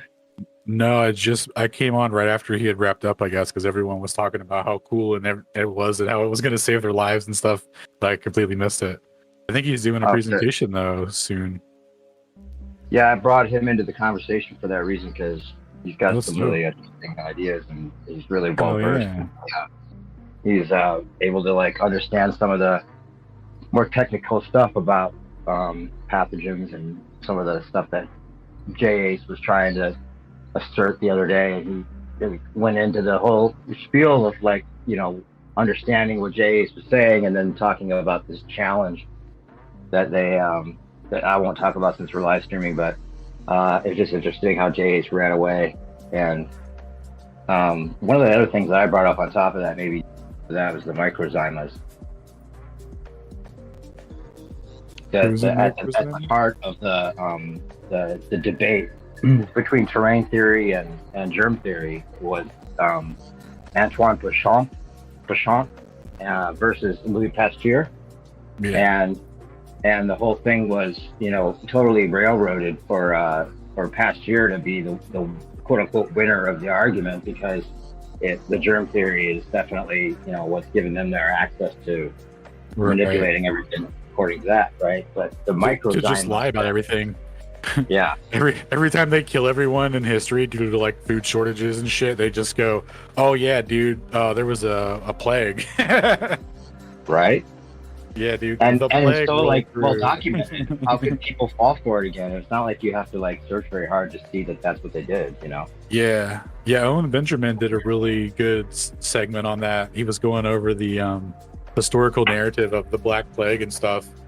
And I guess it would like only really affected like a specific area where, they were basically starving everybody, the royal families and shit or whatever. And then like there was towns like, in villages nearby and next to it that were completely unaffected. So it was like, and it was just in this, metropolitan inner city area where everyone was dependent on the systems of the royal families, to do shit or whatever. It's just really weird, especially when that there's no like virus mechanism to like, be contagious and kill people in that way. Exactly. If you can make people afraid of the air, then you right. Yeah, then you just blame it on themselves, or you can get people to blame themselves, right? That's my worst fear of how they might absorb flat Earth and the reason they might do so, or the reason they might have rolled it out to begin with. If they can get us, if they can quote unquote tell us the truth that we're on a stationary plane, which too many people know now anyway, so they're going to have to possibly absorb it whether they meant to or not. But it could be why they're taking space poorly on purpose and kind of giving it up, like it was built to spill anyway. Great band, by the way. If you guys don't know Built to Spill, you know the band? Never heard of her. No, him, or it's actually a him, I guess, but it's one guy pretty much, Doug Marsh, Built to Spill. I'll put a link in the chat. But interesting that if they do absorb the idea that we're on a flat Earth and say we're inside a dome, right? Then they can say that the air inside the dome that's trapped inside with us is contaminated. So now you got to get in these smart city domes to protect yourself from the air in the big dome. Yeah, I could see something like that probably, man. Like, who knows what they'll do? It's wild. They'll just do whatever they can get away with, really. It's kind of hard to speculate. Well, a bunch of people just like fall hard for like a certain op. They'll just run with that shit. Yeah. Be like, that's the new thing now. Well, then they'll marry the outer ponders with the aliens, which, if there are anything like aliens, that's what they would have to be. But, it's our technology that they'll use to make it seem like the outer ponders are attacking rather than aliens, which is a much better narrative than, aliens from outer space where the stars are way too far for it to be plausible that they would get here and worry about us anyway. So it's kind of like all set up for that possibility as well. And then we're surrounded on all sides by outer ponders, and it's a local threat that they could use the technology and the UFO directed energy weapons to have real-time gods to control us with, basically.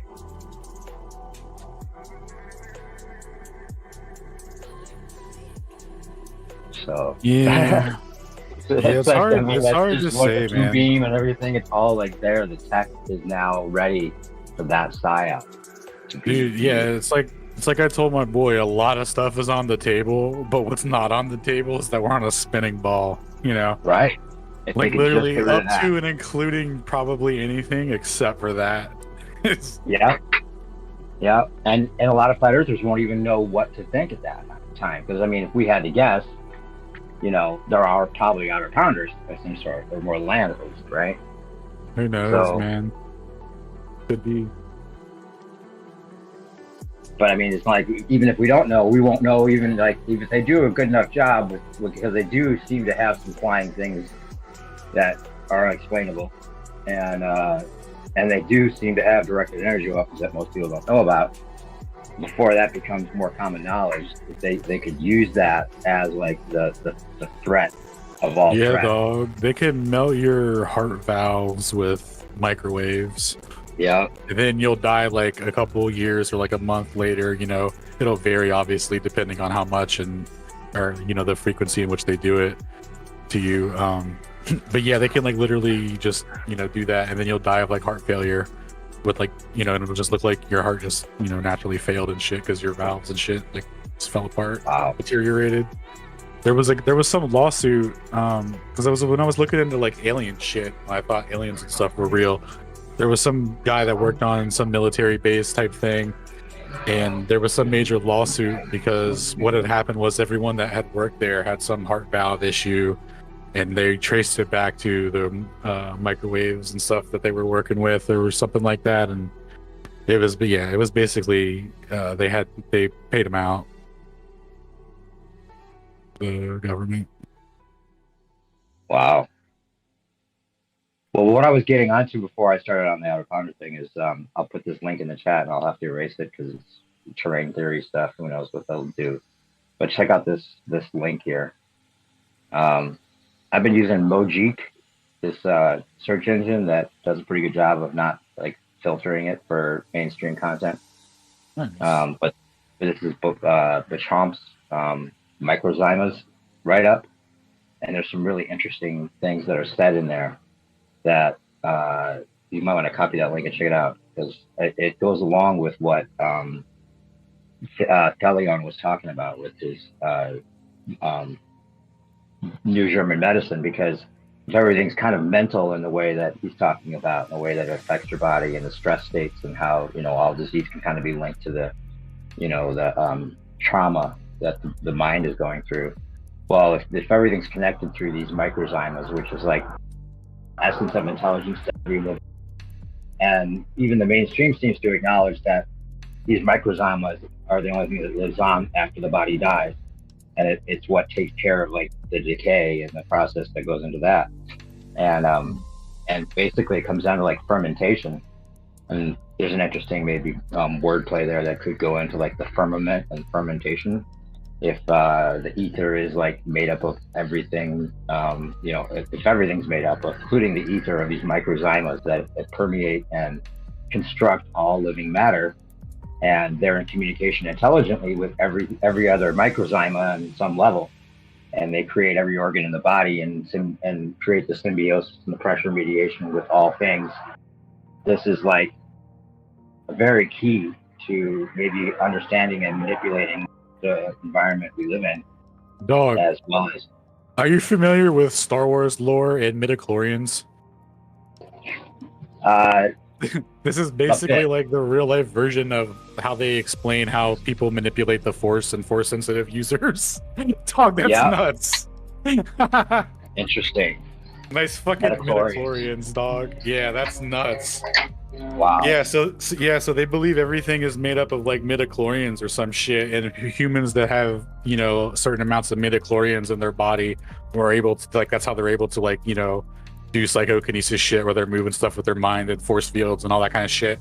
So like this interaction and sensitivity where they can do like they sense a disturbance in the force, that's all perturbated through this midichlorian field or whatever.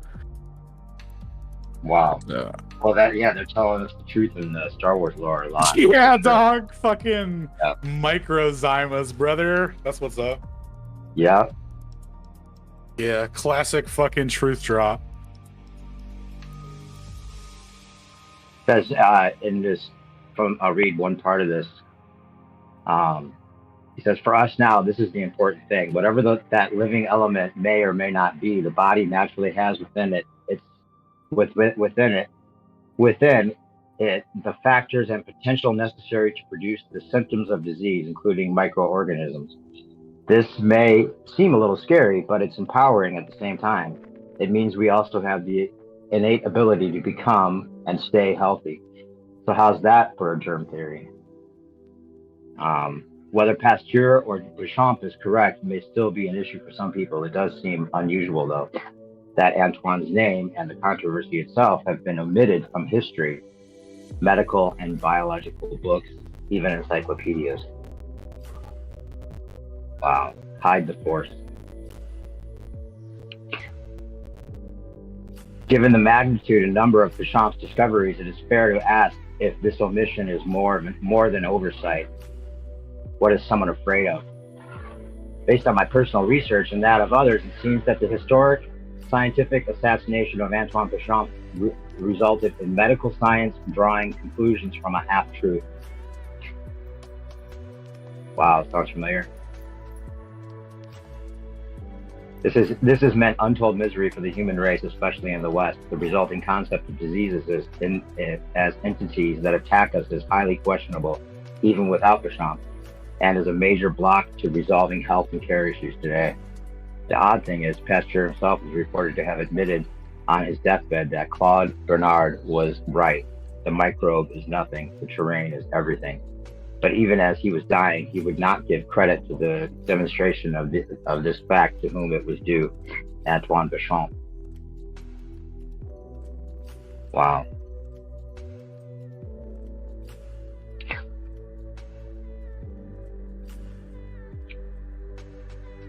That's huge.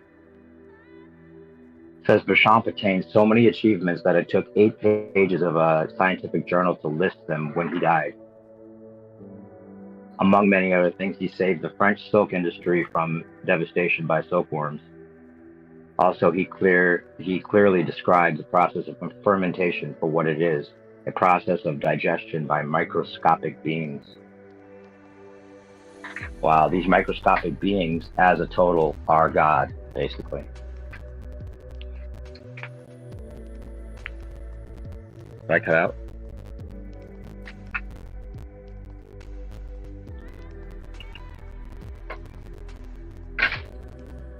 No. I'm still here. Yeah, you're good, dude. Am I getting too weird for the live stream? With the terrain theory talk?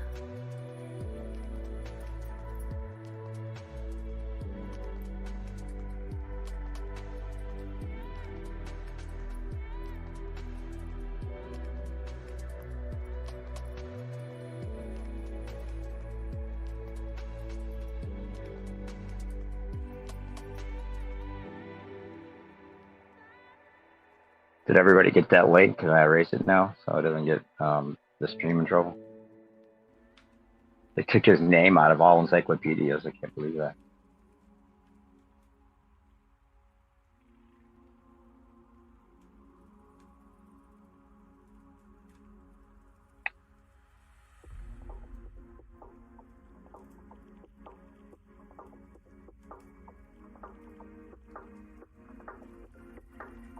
So the Discord, that's the link for the Discord. Did you put the link in for is it on YouTube or somewhere? Oh yeah, I did that already. Okay, cool. I'm gonna have to go back and check out what was being said earlier.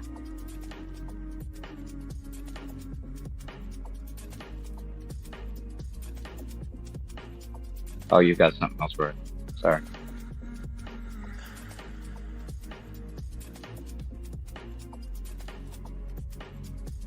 Did I kill the chat with the microzymers? What? I'll shut up.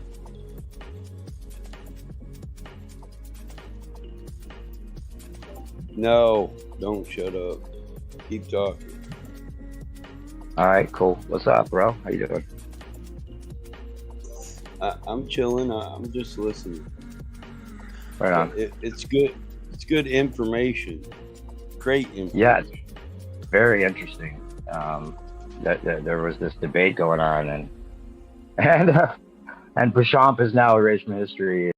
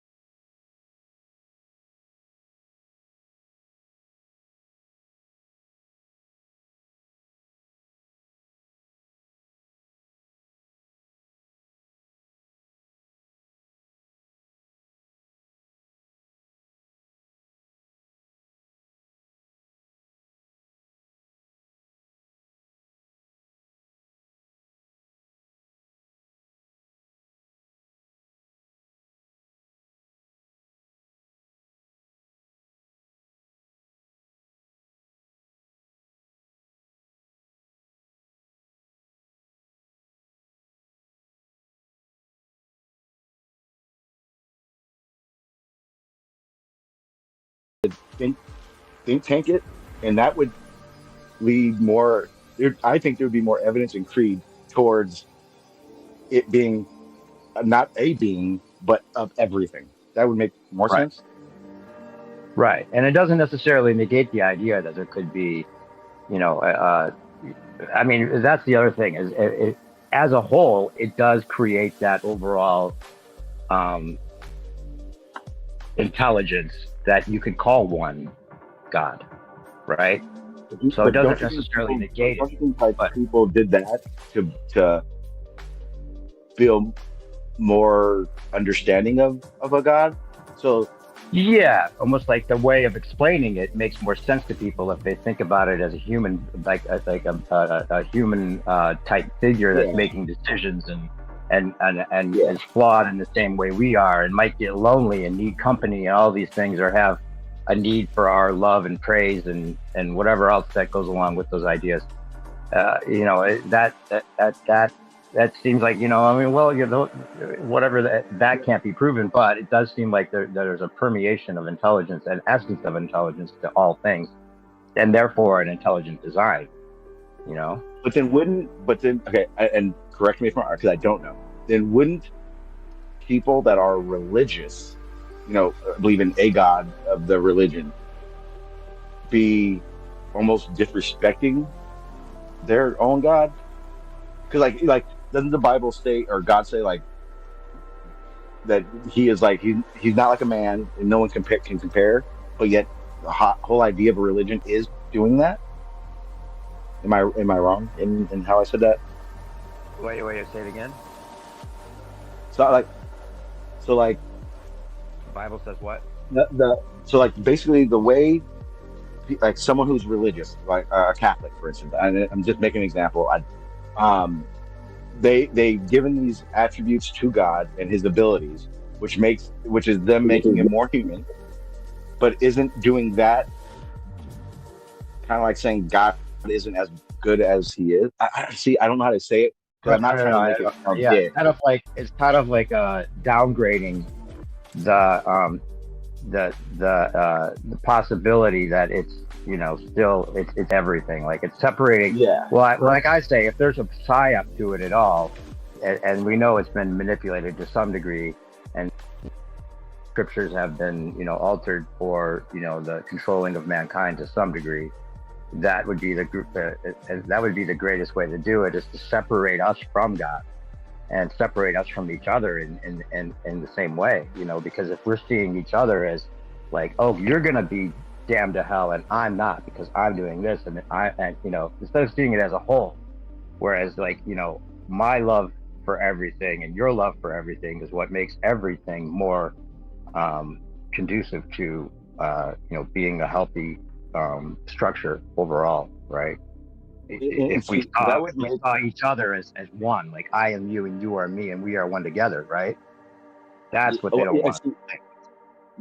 Because it would make more sense to me that, like, because like Native Americans, I mean, you look at tribes all for centuries and centuries, they kind of always believed there were multiple, kind of like what Mike was saying, like of trees, of water, like multiple, which would work more with what you were saying as it being, everything, instead of a being, like a made up being, so to speak. I'm not trying to be condescending. I just don't know. Yeah, there's archetypes. There's like certain things that seem to be like important,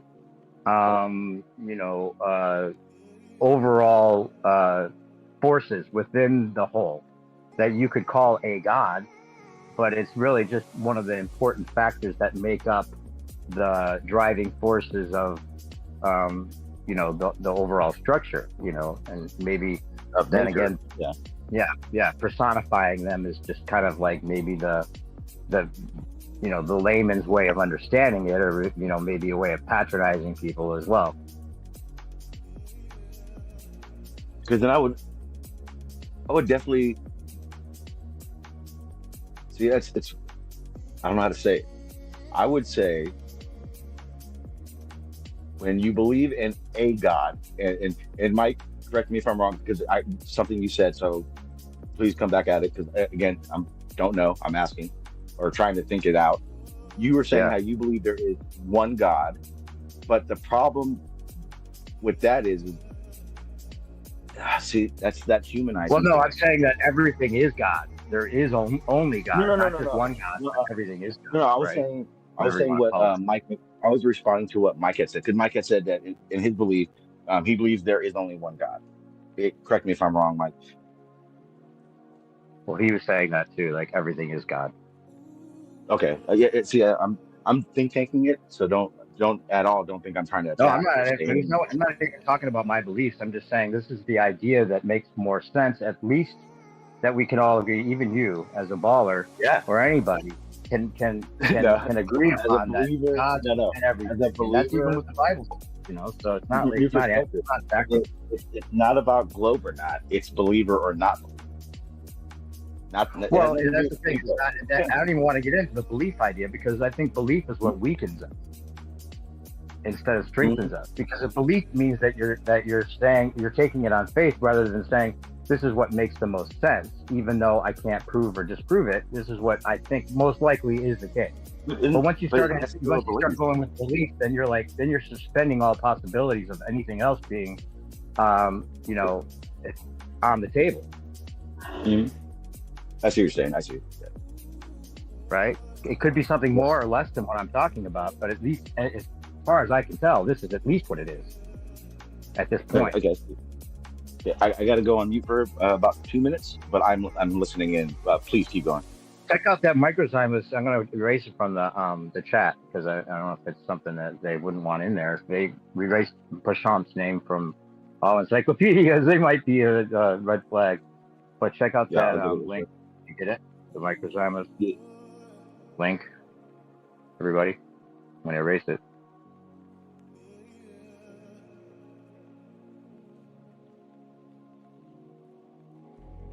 But that's interesting. Hey, Alan, are you still here?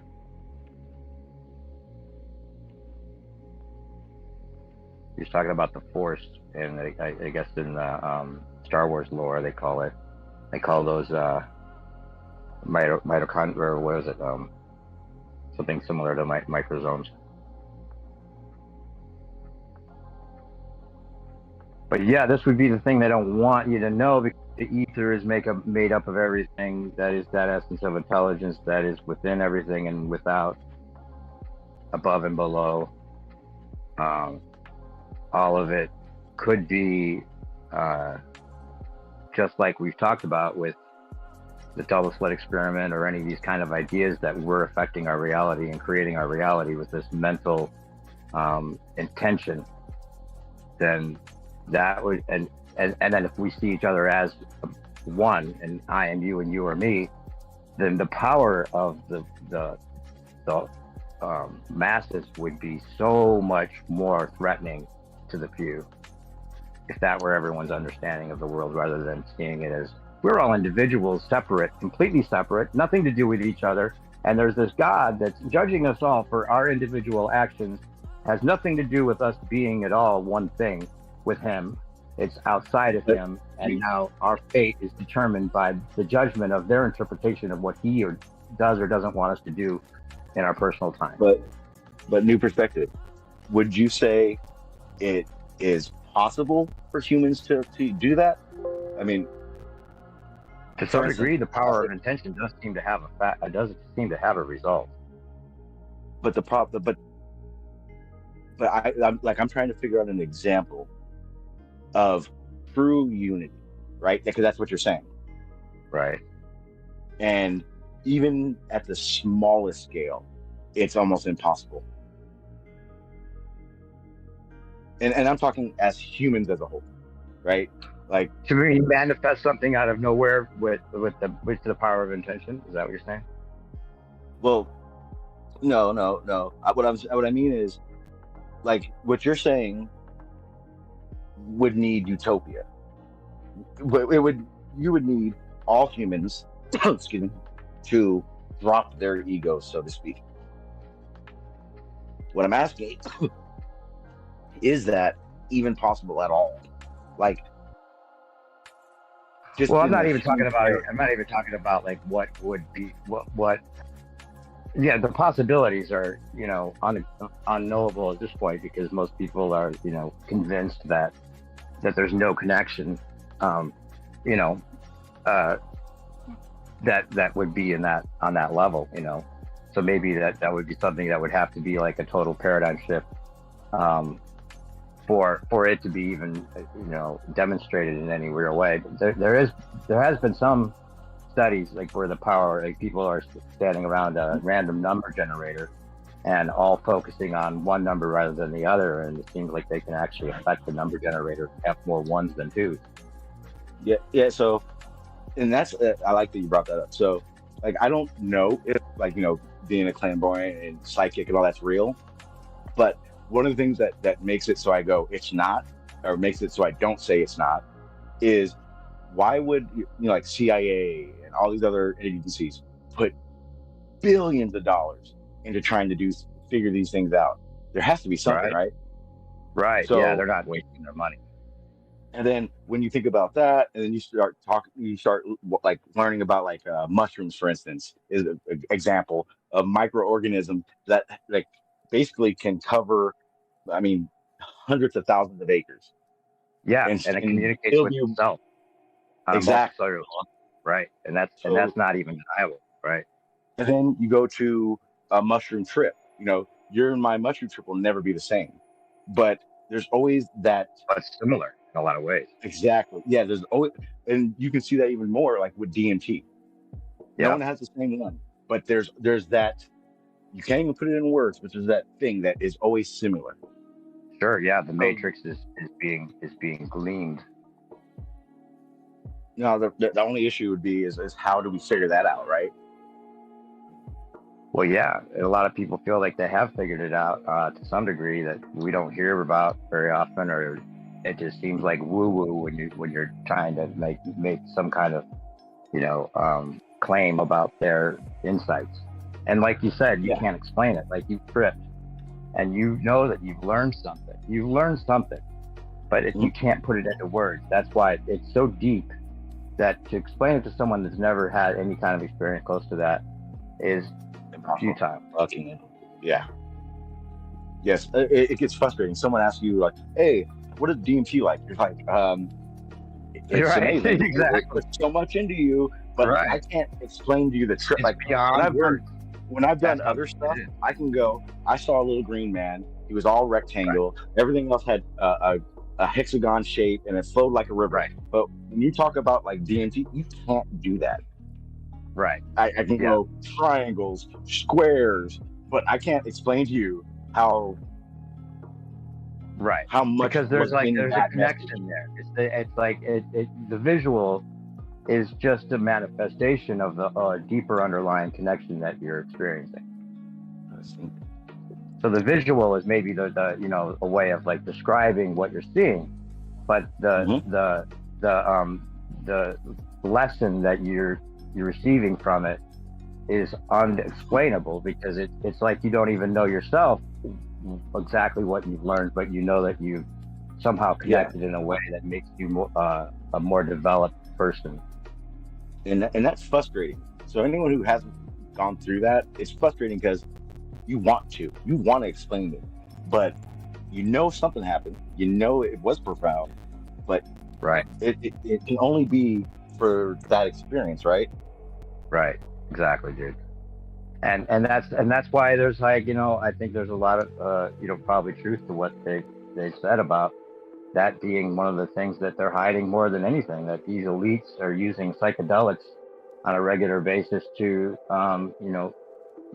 glean the matrix themselves, and they don't want us experiencing that on a regular basis, because then maybe if it was back in the day, like it was back in the day probably, where these kind of experiences make everybody more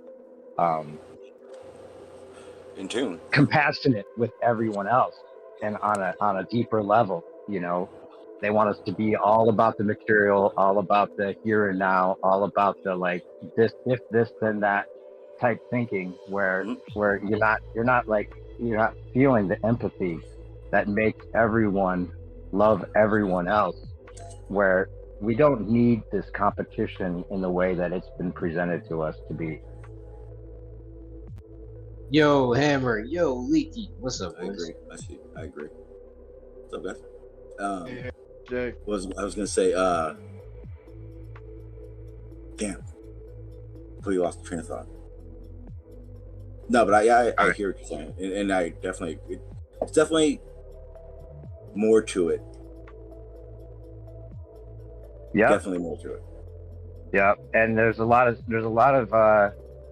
downgrading of what's possible with this. It's called New Ageism, and I think there's some New Ageism that might be gleaming the truth as well, which is, been demonized by people, and it could be some possible manipulation on that end of it too, where they're trying to get people to lose themselves rather than find themselves, and it's really hard to navigate through these waters that are being presented in different narratives right now. But you definitely have to watch both sides, because again, human. it's all we're all human, right? No, but I think it's even if you don't understand it, or even if you can't explain it, talking about it and knowing it is a thing is extremely important. Absolutely. Maybe for someone who's just listening now, they understand that all these things have to have intent. We're not talking about all the recreational, just partying it up things. It's what's inside those things. Those are just the avenues and the times you just went haywire. Exactly. And they always try to defile everything, and they'll take something that's good and then use that truth to sell us more lies in some way. And it sucks because they give us the half truth and then they redefine it and then present it as this thing that people can squash on a regular basis because of its association with whatever turd they put in the punch bowl, basically. Here's a perfect example of that. We all know media is full of shit, right? And then remember when they started, all the different people started uploading the different news agencies saying the same thing, or lying about stories, or doing like the fake live views and shit like that. Well, the people that were on YouTube, the truth newsers, they were like the new media source of honesty. But then suddenly they turned to shit, and then you found out that most of those people were basically working with Fox News's and NBC's and all this other stuff. And you're like, that's a perfect example of what you're saying. They give you something that makes it look great, but in reality, it's just going to turn to shit. It's just going to be controlled what they want it to be. the name of the game. Yeah. If you can control both sides of the narrative and make it seem like one guy's fighting another and they're both in your back pocket, then you have total manipulation. And I think that's what I think you just also described a Democrat and a Republican. Absolutely. They're all the same shit. Yeah, false dichotomies everywhere. I think you want to stop the bullshit. I think first thing you got to do is get rid of political parties. All political parties just do what you said. That's the thing. Now you're talking about like somehow, but now you're talking about like somehow controlling all of society to be a certain way, which is what they've wanted to do, and how the only way to do it seems to be to control both sides of the narrative. So it's almost like the only real solution is to disassociate, or maybe lessen the importance of having everyone think a certain way about a certain thing and have everything controlled to be or not be a certain way. Well, I don't know. I agree to a certain point, but I'm from the camp that I say government. I'm putting in quotations control, not because I don't mean control, yeah, like media. Hey, that's what it means. But here's the thing. Here's the thing. I think it's necessary. The problem is the people we have doing those necessary things. People we just talked about it. People are shit. We need more fail-safe. A president shouldn't get 4 years. The president should get 1 year, 2 tops. And it shouldn't be a political party picked by a political party. It literally should be fucking people who won't care enough and have enough to say and show that they want to do it instead of bankroll. Because now, if you're rich enough, you become president. Well, I think that that's assuming that whoever wants to be president can be president. They have to agree to these terms that all of these guys are actually, subjugated by. Like they're not like you can buy votes, and I don't even think the votes are really what makes the president. They just choose the president and make it seem like he got the votes, in my opinion, obviously. So. Yeah, absolutely. But when I say that, I mean basically for the next 3 elections, those higher ups already know who's running and who's probably going to win. The issue, what I'm saying needs to happen, is if you take all those everyday people, everyday Joe Schmoes of government out, and it becomes a revolving thing, like fucking every year, every 6 months, it doesn't fucking matter. It's a revolving door of different people, regardless of if they only have government education and all that stuff. They're just, everything's changing. When you do that, it makes it impossible for all that corruption to really take over. That's like, it seems absurd. It seems absurd, but like in school, when you're a teacher, right? I agree on that. I agree on that. That you don't want to have like anything stagnant, but at the same time, if it was changing that often, then they would have no way of having the structure continue as it is. Like I've said before, like do you think that they're just waiting for election day to like change everything up the next time? We don't know who's going to win, so the next 4 years are totally undetermined until tomorrow. Like they have to have those next 4 years planned out and the way they're going to go. They don't. People with money don't invest in the future because they don't have any idea what's going to happen. They invest in what they know is going to happen, and it has to happen that way because that's where the money's going. They're not waiting for election day to figure out whether we're going to go this complete direction or that complete direction. So if it was changing every year, then it would be too many. It would be too much change for the continuance to have any stability. But see, that's the problem. The problem is that right now we get 2 people with 2 different ideas, and if one of them get in, they run for 4 years with their ideas, and vice versa. If you have a structure that is revolving, and the people that are in that position only have that power for a certain amount of time, what ends up happening is it stops being a personal idea of what they want in that position, and it becomes what the people want. And all they're doing is doing what the people want instead of what they want to do and bullshitting to the people, right? Yeah, but this is all assuming that like the president, whoever gets elected, actually has any real power anyway, which we know they don't. They're just puppets for this overall council of, whoever that council is of outer ponders that are controlling the goings on in this pond and how they plan 10 years from now for it to be this way because of their, whatever. But what I'm saying is instead of the quote unquote president being a representative of what he wants and what his political party wants for that 4 years, the president would realistically be only a representative of what we want. Everything stays the same. We vote in our states, right? And the states decide, what we want and all this. And the president, what the president should be doing is getting on the panel and going, the majority of the people want to do this, don't want to do this. Realistically, it's not. Do the people agree or not? That's bullshit. It's just hard to even think of it on that level at this point because we know with Operation Mockingbird and everything else that has controlled every single piece of information that people validate at this point. How do we know that what the people want as a majority would really be what would be the most benevolent thing for everyone to live under? They're all under grand. When did Project Mockingbird happen? When did that happen? It was around the same time as Project Paperclip, right? Yeah, what 50s, 60s, 40s, right?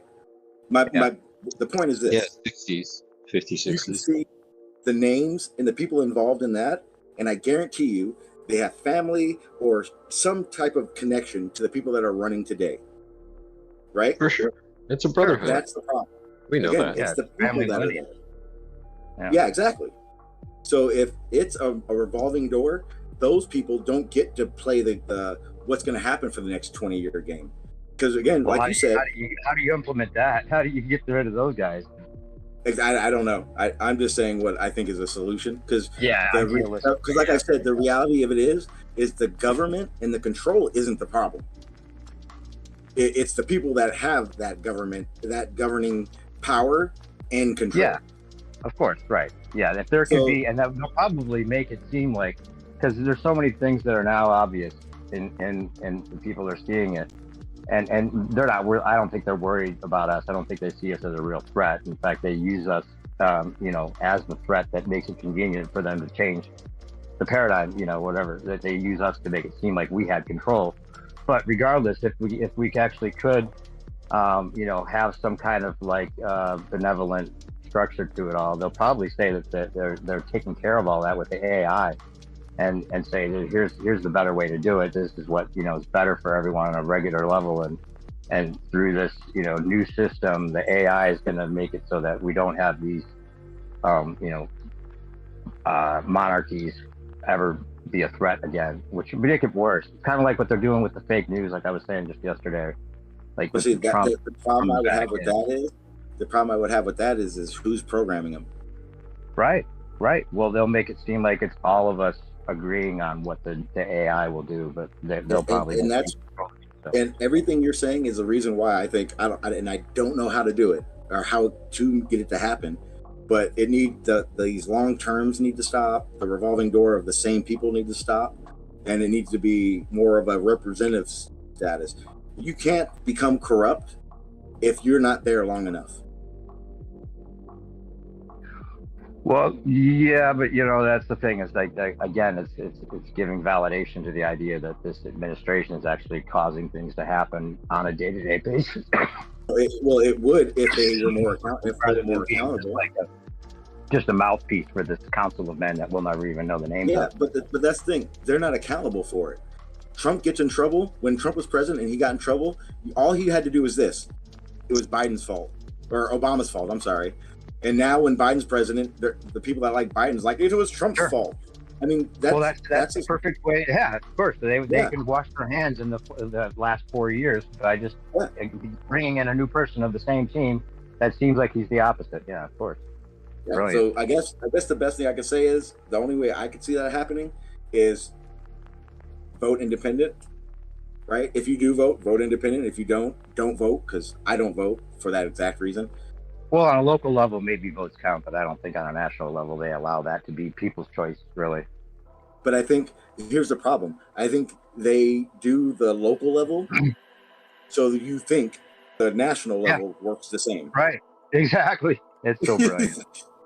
Yeah. But on a local level, those people are more accountable for everything they're doing. And I think and it's the same governing. It's still government. It's still control. Your HOA and your local still give you rules and stuff. So obviously that's not the problem. It's when you get power for a long term. That's the problem.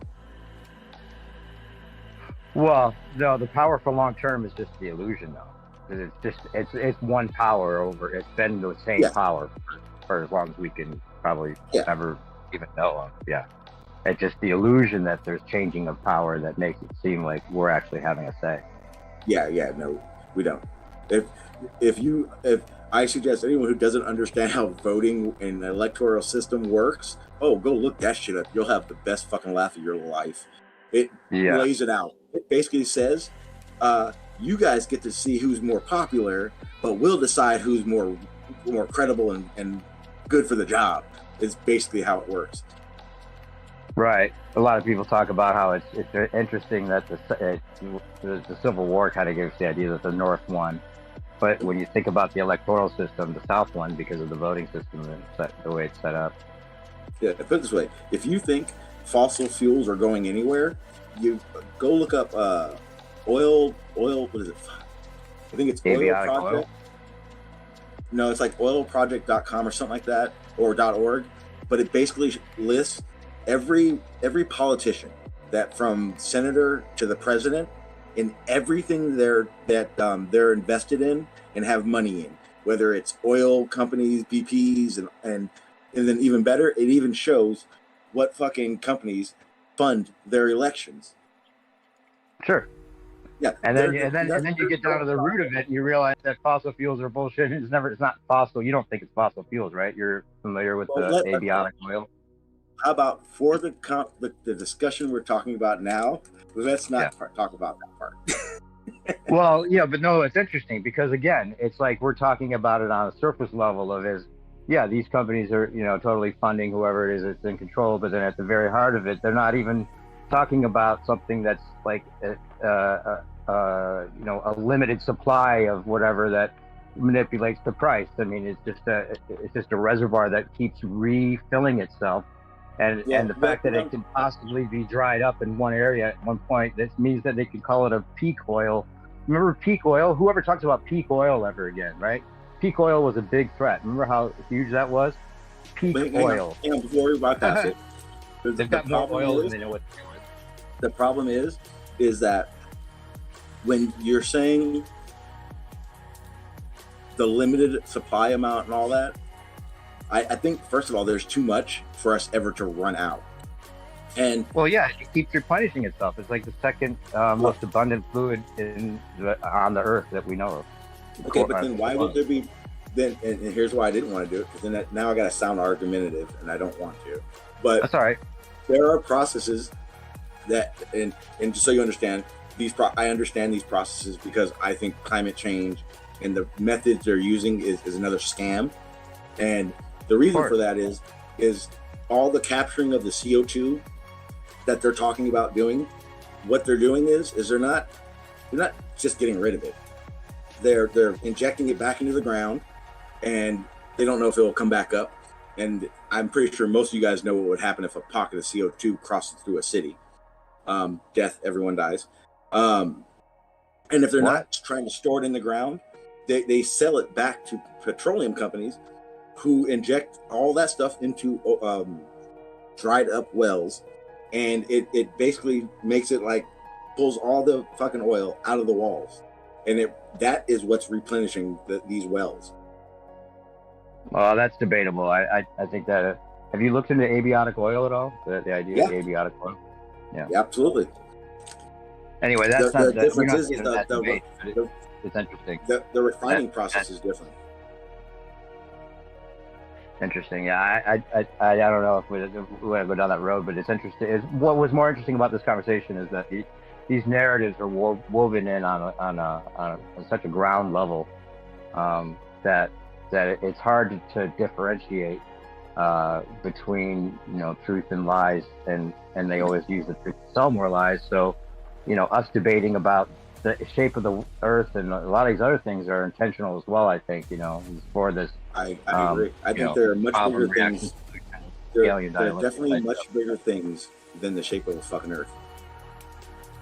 Well, I think there's a deeper context to it, and that's why a lot of people talk about it more than anything, because it does reveal that there is that basis of everything that they've controlled for so long now, including even the very factor of that we're not on a freaking spinning ball flying through space. Okay. It seems now, more obvious. If you're explaining this to somebody and they ask you this question, what would be the most honest answer to give? Ready? Flat Earth shows that they lie about in everything. Like you just, or instead of me putting words in, what you just said is one way, right? How about this? Flat Earth opens your eyes to the possibility that they can lie about things. Now, my question is this. Now my question is this. Is it to the detriment or benefit to believe everything's a lie? That's the thing. Wait, hold on. I think that's the problem with this. People see it as flat earthers are believing in a lie rather than realizing that we're not on a frickin' spinning ball. It's not about believing in the lie. It's more like there's an obvious nature to our reality that is in your face, so much more grounding than anything that we've been presented, and there seems to be a very good reason for that. because it makes you believe that your whole reality is the opposite of what it seems in every way, and it limits your intelligence. Okay, but then where do you base your start? In the honest observation of what you're looking at. Okay, taking it in. Hold on. Okay, let's walk the honest path of it. Taking it in for what it is without having to learn another man's script of what it is that you're looking at. Okay. Right? You can form your own opinion and be objective on that basis alone. Okay. Now, is forming your own opinion and being objective, does that affect you or anybody else? No, it's your own personal truth, and I think it's important because it teaches you the aspect of engaging with things honestly and looking at everything independently without, again, something that somebody has written about it. Okay, now with what you just said, now let me ask my question. Is it more honest to say, I thought it was a globe, I believe it's wrong, right? Or I know it's wrong. Is it even then? Because I know most of you guys believe you know it's wrong. Okay, right? Don't you need a basis of, I want to say science. I'm going to say science because that's just the only way I can explain it. To say it's flat, or is it more honest to say we don't know? Because if you don't know what else they're lying about and how they're actually doing it, isn't that the same thing as it's flat? Well, no, that's the problem. The whole conversation's been pigeonholed into this. You have to claim what you think the whole thing is, because we've declared what we're telling you the whole thing is. But I don't think that defining the whole thing is like beyond the capability of any one person and probably of all of us together. We can't feel. Like showing us I agree with that. Makes us think that you can see the whole flat Earth, or that know that it's all flat. It's not about defining the whole thing. It's about getting rid of the ridiculousness of the idea that we're on a spinning ball, at the very least. Okay, I agree with that, because I'll tell you right now, I can't. I know only certain aspects of the certain topics of it that I took more interest in, and I can't explain everything, and no one can. I get what you're saying on that end, but to say flat, don't you have to have a basis of, again, I got to say science. No. You can call whatever you can say. You can give it another avenue. Hey, wait, Sean, you would agree, as far as any of us can tell, it seems like a stationary plane, right? Sean, with just observation alone, yes. Yeah, so there you go. That's all any of us can tell. That's all any of us have in common. Once you start looking, is our common sense tells us this is what it is at the very least.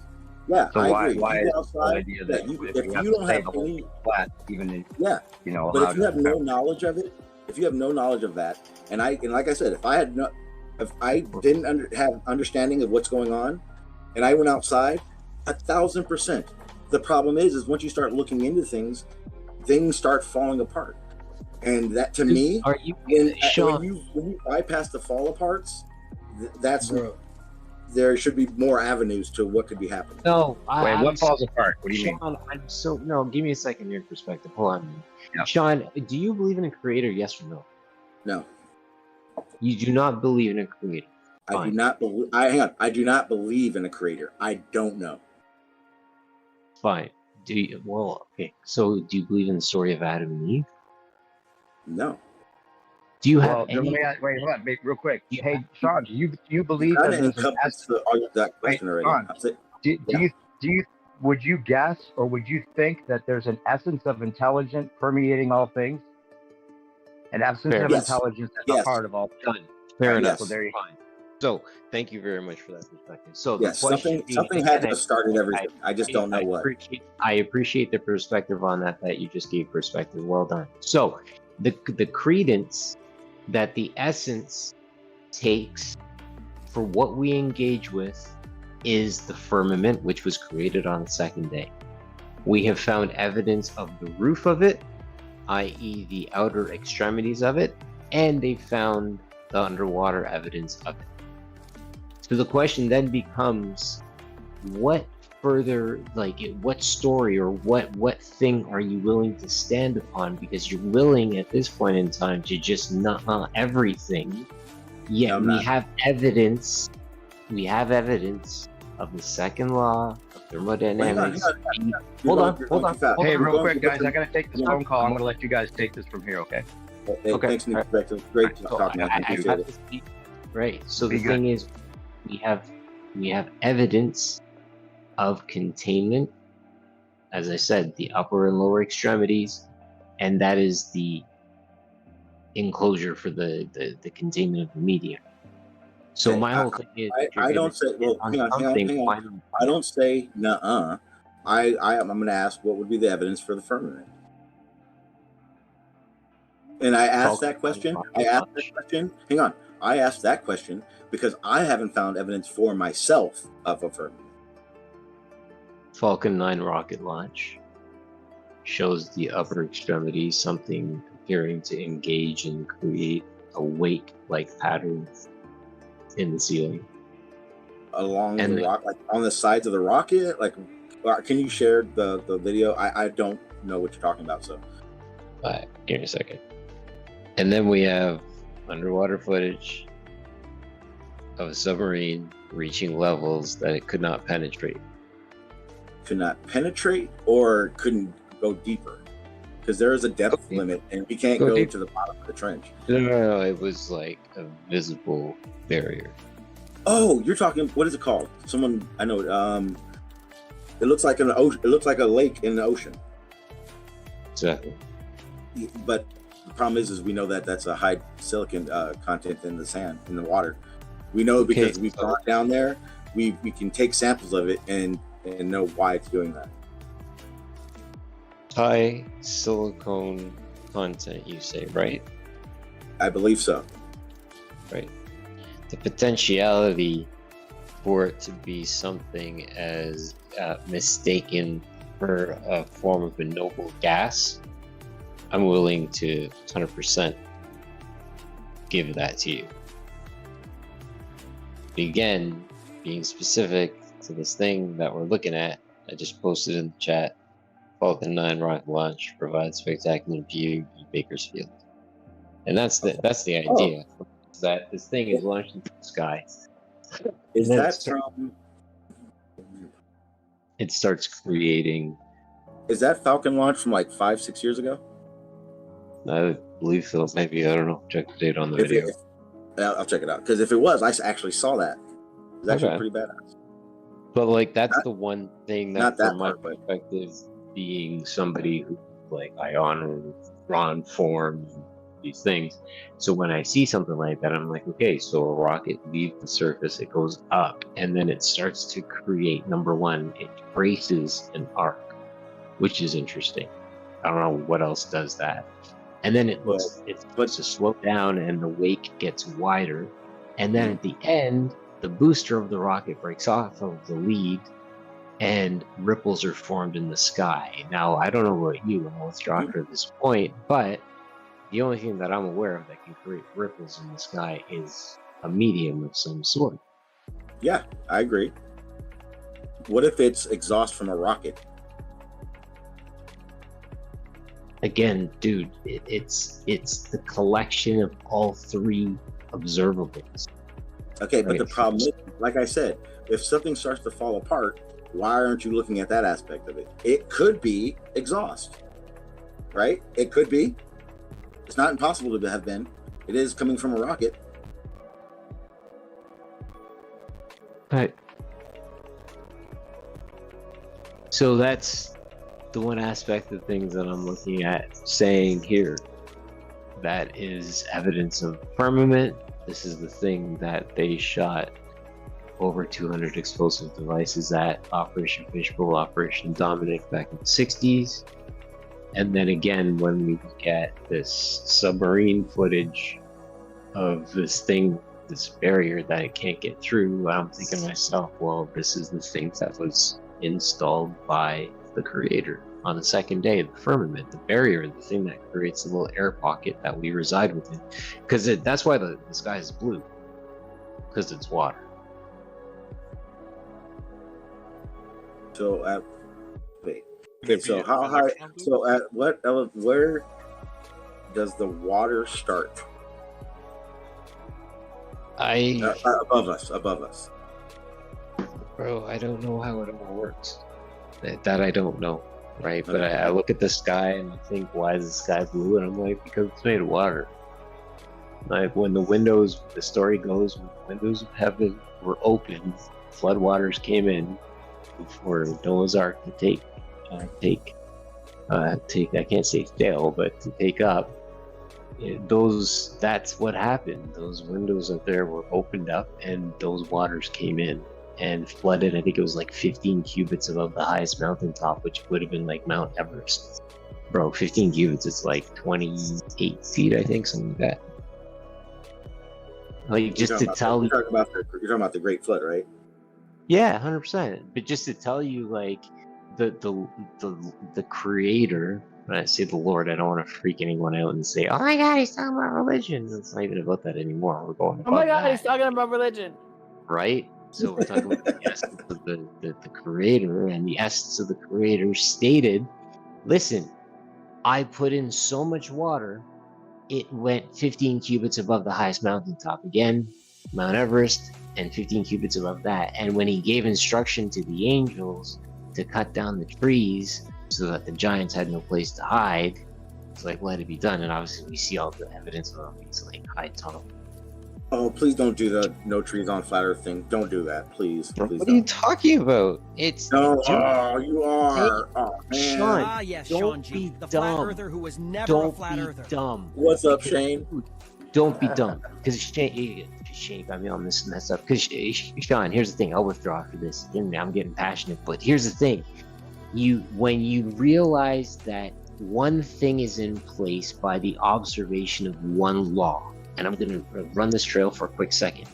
On the day 2, you have the installment of the firmament, right, which reinforces the observation of the second law of thermodynamics, right, contain the medium, right, and then from everything unpacks from that one principle because of the trees, the giants, how it all works, pressure mediation.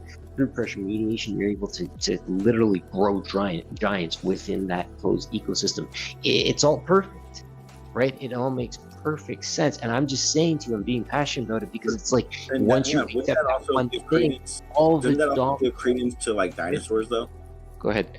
Dude, if you say dinosaurs, I'm gonna say, don't bring the front bumper of a car to me and show me the entire car and say, here's the car. No, we're not going to take the mandible of a giant and create the entire body being a dinosaur. No, we're not doing that. I bet you $1,000 if they found a thumb bone of a giant, you'd be fucking just happy with it. But I'm not done butting. But there in scripture it states that there is evidence of animals. It says, sorry, not evidence, but in scripture it states that there were animals that when they walked, their heads and tails touched the treetops. That sounds like a brontosaurus to me, but that's my point, dude. Hang on. But if hang on. If they found a 2-foot large thumb, hang on. If they found a 2-foot long or 2-foot long thumb, I bet you would fucking be like, that's a giant. I told you giants are real. Fuck everyone. I guarantee you would. Have you not heard me talk about Noah's wife? Nope, never. So, the story goes, and again, because the thing is, we engage with people with their understanding of what they stand upon, and I stand upon scripture. Ron Wyatt went to the hills of Ararat, Turkey, and he found Noah's Ark, 515 feet in length, 300 cubits, just as described in Genesis 6:14. And he happened to find where his house was built, where his family settled, in +7 below the 8, family of 8. And he happened to find his wife's grave. Went into her grave, pulled 3 bones out, brought it back to the States, had it checked by a lab, evidence of arthritis, but based on but based on interpolation between the bones of the finger, they concluded that she was somewhere between 12 and 18 feet tall. And this is where, right, I said when I was yabbering on about pressure mediation, you want to grow something bigger, you turn up the pressure, because when you turn up the pressure, you turn up the oxygen. Exactly. The heart, which is a muscle, will just start to work harder. The blood comes in through the creation, and obviously the things just get pushed further and further, and the extremities come on, and things get bigger and bigger. And this is why, like, the observation of pressure mediation within a closed system is so important. Again, second law of thermodynamics. It's open a pop can. It's so important. Okay, I'm done. Thanks for listening, boys. Love you. Yeah, no worries.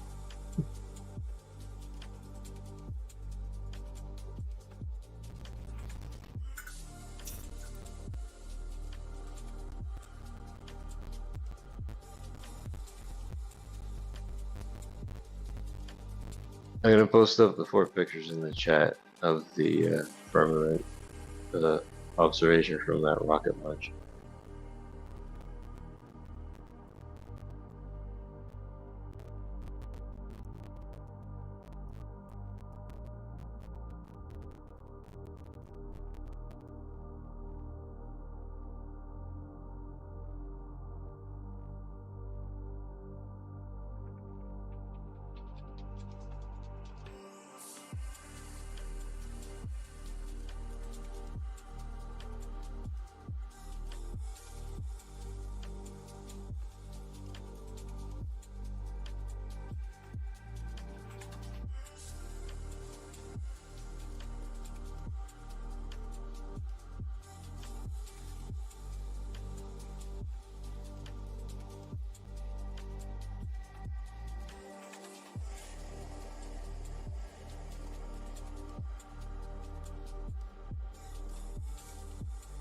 That stuff is flat. Right? What's Alan doing?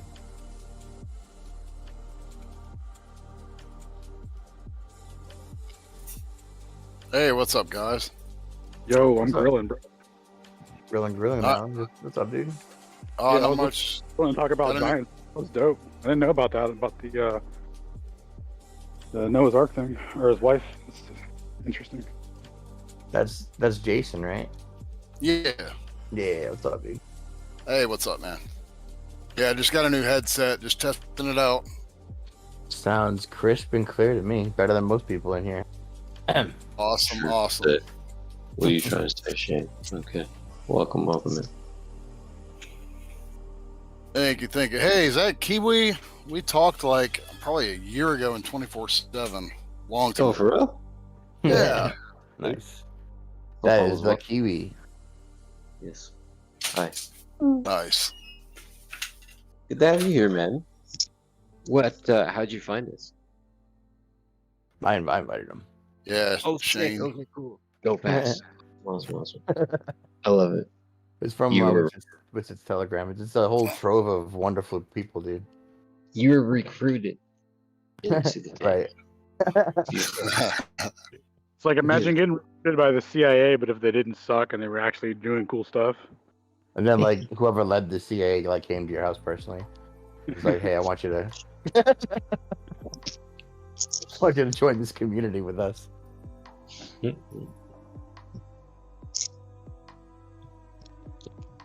Yeah, man, I like Widget's Telegram. There's so much stuff going on in there on a daily. Not to mention, I like just shamelessly forward any stuff that I create right in there, and people love it.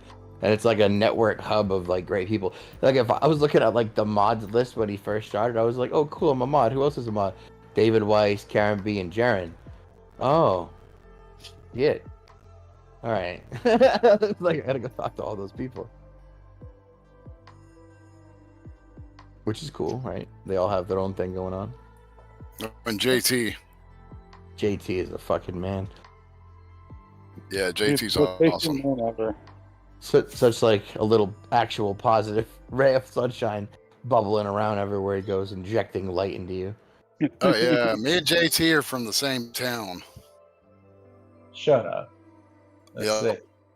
Oh yeah. Yeah, he definitely has the essence to him for sure. Oh yeah. Good dude. It's so weird. All right, so we're all on different platforms. We're in Telegram, we're on Discord, and every single person, like besides a very few, Or like, yeah, well, I talked to you on Discord. And you're like, oh, why? What's your name? Oh, it's something totally different. Like, yeah, well, how am I supposed to connect the people that I'm talking to the different fucking name? Like, and like, it's such a little thing that no one thinks of, but everybody does it. So it's like Discordia, really, when we're trying to connect on multiple platforms. Oh, this is awesome. What are you looking at? Kiwi's pictures?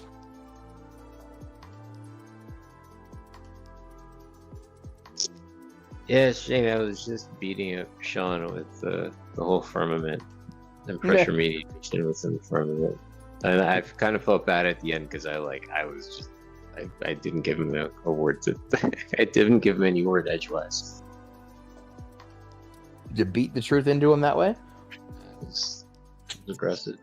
I'm not sure. Sean, how was it? Are you okay? Do you feel more knowledgeable, Sean? What are your thoughts? Don't make me get my soundboard. Did you give up? I'm asking Sean to speak and he won't speak. What the hell? What the hell? Ah, yes, Sean G. The flat earther who was never a flat earther. Right. Crickets. Showing him flat earther. What the hell? What the hell? Yeah. I was playing with my dogs. What were you talking shit? Yeah. Well, I was like pre-recording my shit. Yeah. No, I was playing with my dog. After that, I went on the rant about the firmament and pressure mediation, why it's so important and whatever. I feel like you kind of gave up at the end and said, fuck it. No. You kind of sound like I thought you were taking off, but I wasn't. I mean, I didn't know you wanted me to interject. I was letting you go. I'm sorry. Appreciate no, don't apologize. I really appreciate that. I appreciate the space more than anything else, but I mean from a standpoint of like, do you think it's something that's worthy to stand upon, or are you just not with it at all? Because I think examples of pressure mediation are starting to roll in past the periods. Well, I do have issue, I guess, with a few things you said, but I don't think we have time to unpack everything you said. Right? You said a lot, and I heard it all. Dope. I appreciate that, man. Thank you. Yeah, and that's what it is. For me, I'm going to take in what you said. The problem would be, tomorrow I'm going to come at you with 3 or 4 questions of things that I see problems with, right? But that would be what anybody would do. If you have answers, then I have to go back to the drawing board. Cool. It's not. I'm not trying to say it's wrong at all. That was kind of why I didn't jump in on it. I mean, I did jump in on the whole fucking no fucking trees on flat earth shit. Don't do that. Okay, so what is your objection with that? To what, the no trees on flat earth thing? Yeah. Absolutely everything. My biggest gripe would be Devil's Tower. Yeah. Here's the problem with Devil's Tower. No root structure. It's granite. The issue is even in any form of petrification that has ever been witnessed, no organism has ever in a million years, not even Medusa statues were granite. Right, but and I obviously, I have a thing that I say. Who are you to question the magnificence? Like, your itty bitty brain can't wrap your head around around the understanding of this could possibly be. But understand. What process? Here's the problem, though. Here's the problem with it. And this is where the arguments I've heard about it. What process made an organism turn to granite? I have no idea. Fossilization, I would imagine. Like some form of with Noah's Ark as an example, the encasement of Noah's Ark took place through the eruption of a volcano. So this thing was. But we don't see encasement of Devil's Tower. Right. No. I'm saying, and I get that. But the other thing that's interesting too is the claim on the table is Devil's Tower was a street. And the befuddling thing when you look at Devil's Tower is those 6-sided hexagonal patterns that come up, right? Which shows evidence of some form of extrusion that comes up from the surface. And I mean, I understand the trees that we observe right now have the inner rings, and then the rings go out. That we cut them, we can observe the age of the tree, that's a growth that we understand that structure. But like a quick root structure growth that comes up from the surface to that would definitely suggest something of might that would be beyond our comprehension. But again, following the observation on the table, which is scripture, which states of these trees that had to be cut, because the Lord told the angels to cut the trees. It's stated in scripture. But it doesn't state how tall these trees are. Nope, it doesn't. It does so not. These trees, so the trees you're speaking of could have been 2 foot high pine trees, but there's nothing that states it was a 2 mile tall tree, right? Right, but the issue is the Lord saw what had happened. He regretted it, kind of deal. Not regretted it per se. I am horribly misquoting it, honestly. But he had to correct it, which was the introduction of the flood to get rid of these giants. And it's the understanding of the giants would climb to the tips of these trees to get to hide or get cover, whatever, seek altitude. We've already discussed that. We don't know how big those trees are. So if it's a 6 foot tree, that 6 foot guy could be a giant then, right? Well, they say that the giants were like 300 elves or something to that effect. They're what? 300 what? Elves, 300 elves. What's an elf? I don't know. I haven't looked at that. What that L, unit like is. ELLE. Thank you. 300 elves. Thank you for that. But what is that? Yeah, I don't know. It's a measurement. Okay, so it could be 6 feet tall. So 300 L.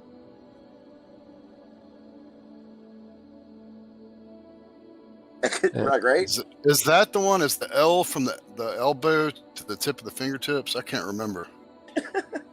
No, there's the cubit. Oh, okay, yeah, that's right. The Egyptian and the Hebrewic cubit, which are different. Convert L to meters, so conversion measurement units. So we have 300 L's, and convert that would be 180 meters. So 180 meters would be like what, 600 feet? Wait. Wait, where did you get that number from? I went to convertunits.com and I typed in 300L and converted it to 180 meters for me. But when you put L, what was that L for? It's a unit of measurement. Okay, what is the unit of measurement? It's called an L, just like you have an inch, you have a foot, you have a meter. L is another form of unit measurement. So, yeah. I'm so confused right now. I've never heard of L. You don't, then it's cool. It's not a big deal. People hear about new stuff all the time. But in L, you can Google it. It is a unit of measurement.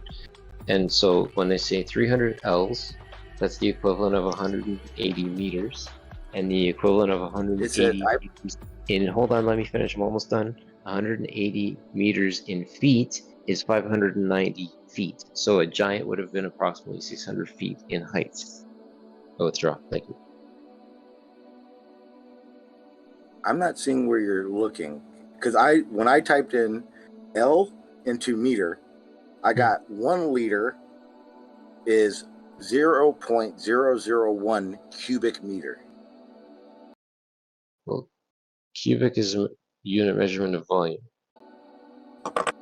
Okay, but that's why I'm asking you about this. That's why when I type in L, I get liters. Okay, the It's the only L in the metric system. Okay, so what I'm gonna Except do? for liquids.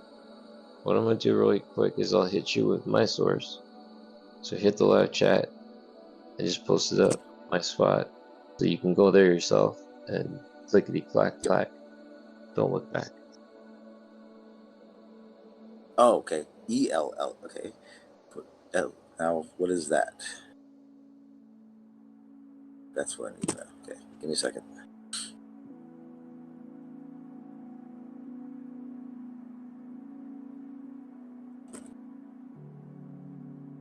Yo, I'm recording this.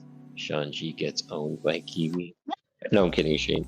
Shane, sorry, Sean, I love you, man. Okay, I think I've done very well for myself. I didn't get triggered at all. Totally messing with you. Oh, gravy, baby. Cuddles, shut the fuck up! See, I'm not. Because I've never heard of this. Okay, 1L is equivalent to 1.1 meter. Okay. When using English system, this word or Latin. Are you moving your lips while you're reading, or what? You're actually saying the word? Yeah. Come on, don't be a moving lips reader. You're better than that. Dude, do you I'm see not. how Really bad not. the ownership is right now? It's so bad he's reading out loud. Your opinion means very little to me. I'm sorry. Like, usually you guys rag on people because they don't look into shit. My bad. Dude, I'm 100% just having fun, man. It's all. What are you, all a globularist or oh, something? nothing but love, Are you baby. infected with inherent globularity? Absolutely. We destroy the heliosexuals on the daily. All I hail wasn't even Helios. looking in the voice All chat hail Helio. chain, and I knew when you got here. Yep. Dude, I spend time having these like soundboards created. I wanted they all mean something personally funny to me. I know we were playing Words with Friends basically when you were doing it. I remember. Yeah. Scrabble. I wish somebody would set me up for like the Big Bang somehow. I'm sure one day you'll get it. We all have hope for you. Once there was nothing, then there was everything. No one and nothing caused this. Says a Jesuit priest. Yeah. But like once there was nothing, then there was everything. No one and nothing caused it. Don't look into it. Yeah, dude, it makes perfect sense. Makes perfect sense. Everything came from nothing all at once. All of a sudden, out of nothing comes everything. Dude, that's like science. That's grounded, logically reasoned. Well done. Thank you. A for effort. He's like, yeah, that's what I believe. And people who don't believe it are silly. Isn't that funny? Yeah, it's like, hey, we all like you guys go to church on Sundays. I go on Tuesday around 11:30 at night. What is that, like your flat earth debate night, dude? Like, no, that's when we all go worship science. You Hey, guys you don't know guys- it because you guys are flat earthers, so you don't know about it. That's when we get our shield checks. You do go like to like a globular church and sit around and say like the prayer of globularity, and you regurgitate like the myths and the fables that hold you guys together and bind you in your nonsensical belief. No, Dude, I no, believe we it. don't even talk, I we don't believe even talk it. about the shape of the earth at those meetings. Dude, the flat earth and like the globe is the only debate where both sides are 100% convinced the other side is brainwashed and unreachable in a cult. Truth. Oh no. I only think there's a handful of you. 24/7. I made a meme for it. Sorry, I have a cold. It's okay, we're on the internet. I can't catch it. I made a meme that says, wait, here, I have a meme for this. I love it. Wait, is that GIF not loading?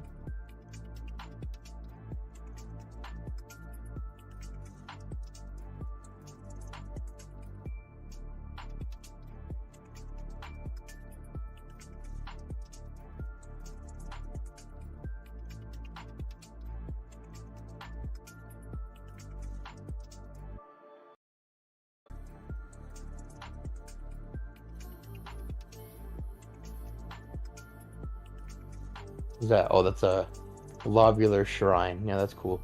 I have a better one though, I think. I mean, I just went on Google, got it, and I just wrote Globe Shrine. It's nothing special. Oh, I thought you went to go generate it, like, specifically.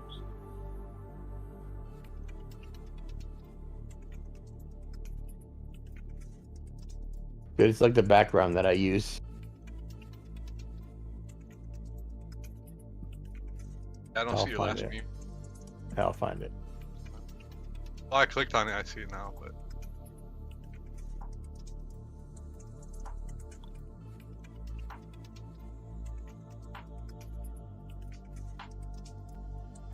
Dude, how's that for Globe Church?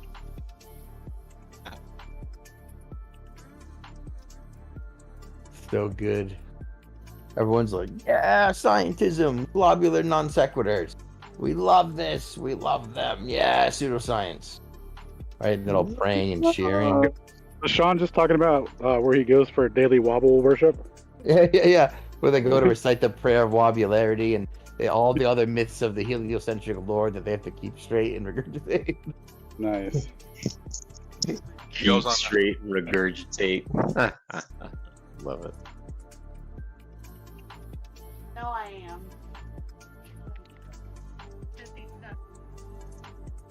Oh, we streaming, baby. I got my computer on and I'm gaming on the couch. Pretty dope. Pretty dope. Do you know how that couch works, dude? Duh. Gravity, Huh? you fucking retard! Oh, jeez. Oh, Yeah. jeez. Dude, I gotta get so much toxicity. An OG's soundboard would be good. Like Morty. Oh, geez. Oh, geez. Gotcha, bitch!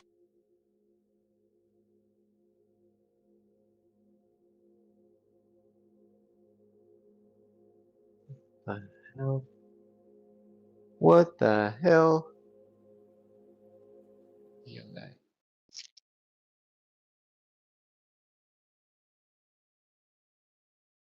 Weird.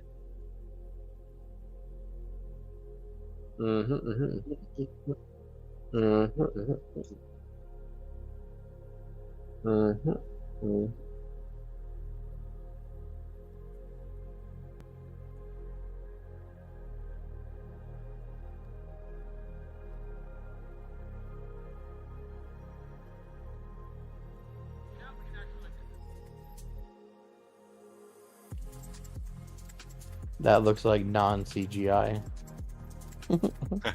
No, wait. Oh my. Oh my. Oh my. Wow. Wow. Really belabored it, didn't you? I really needed to feel through that one on a massively new scale, an audible scale. Oh my. What are you, a globularist or something?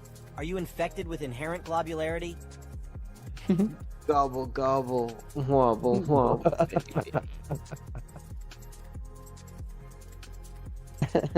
Oh, I made somebody leave. Oh. Yeah. Yeah, they said, fuck you.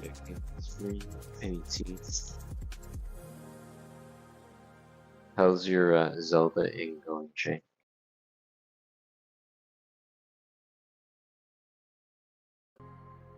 I haven't played in a couple of days, but everything's almost beaten and explored. I'm just like, I'm ready to like do the final boss fight, and I'm unwilling to complete it. Until then, I'm technically still playing it.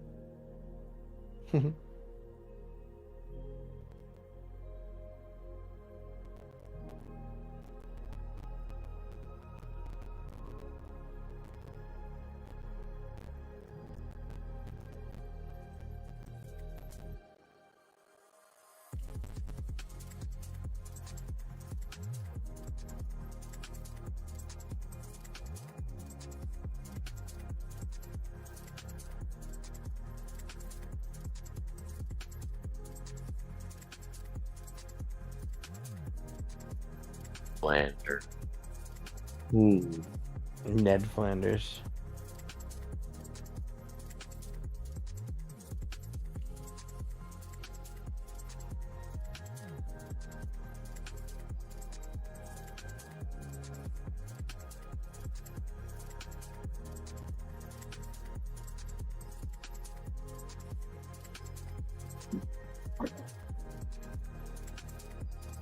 I know you don't give a shit about basketball, but do you know what tonight is?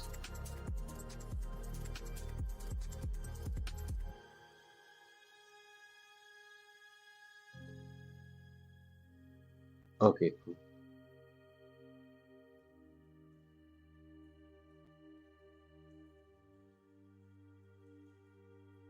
Damn.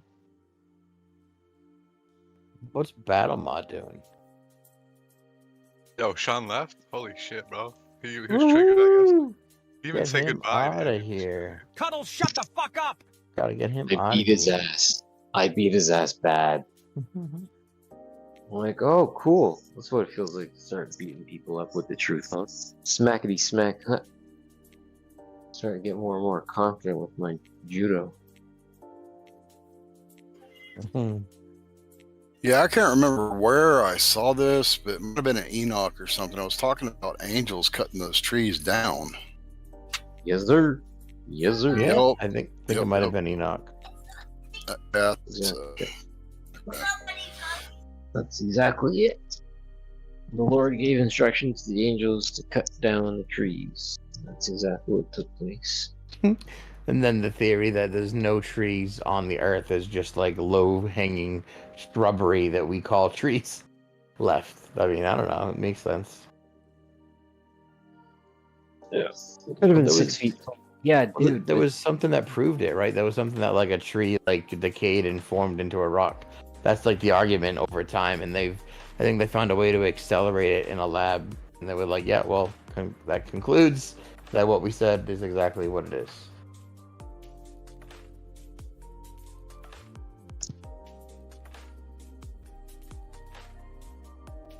Also heard something about them being not carbon based. They're like silicon based or something. Yeah. That's interesting.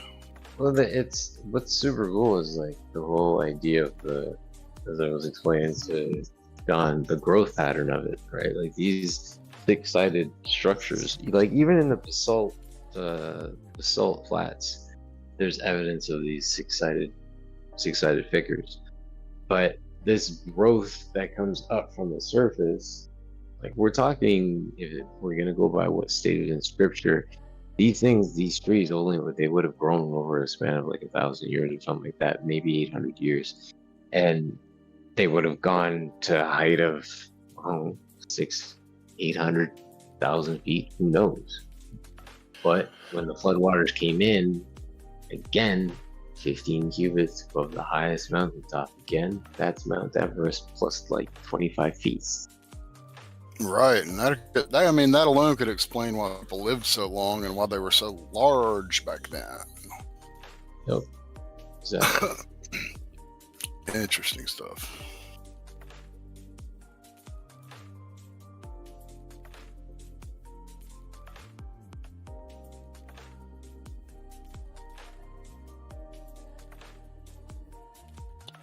Dude, we hopped in here early today.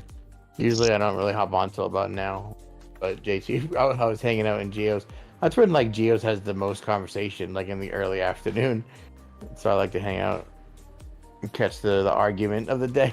And magnetic declination, which was based off like what Witsit streamed last night, which was based off of stuff that we were dicking around with in here the night before he streamed. We went and downloaded all the magnetic declination stuff and went through it and speculated, and he put together that whole stream, like tying it all together. It was really cool. Nice. They usually catch those live, but I didn't get to catch the last ones yet. Just need to watch it. It's always weird to like see a Witsit live structured entirely around a conversation you had the previous set. You're like, oh, you put that shit to good use. Nice. What can you teach me about it in a nutshell? Nothing. Go watch the stream. It's like a 2.5 hour topic.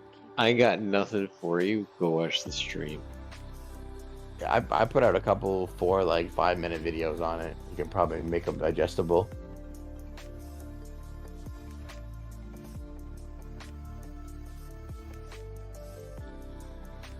But dude, I was so pumped to see Witsit instead of spending hours and hours online in Discord arguing with fucking douchebag Globers about things that they'll never understand. He put the same amount of time into just talking about FedEx, but just started doing more lives and cranking out the live schedules. And that's way more constructive, and I'm just so pumped. Oh, definitely. Oh my. Right, because that's a time waster to argue with the people listening to a lot of those conversations. You're like, yeah, what is the goal? Is it to reach the 400 people that maybe listen to the live stream at Geo's? That's not, you can do better, dude.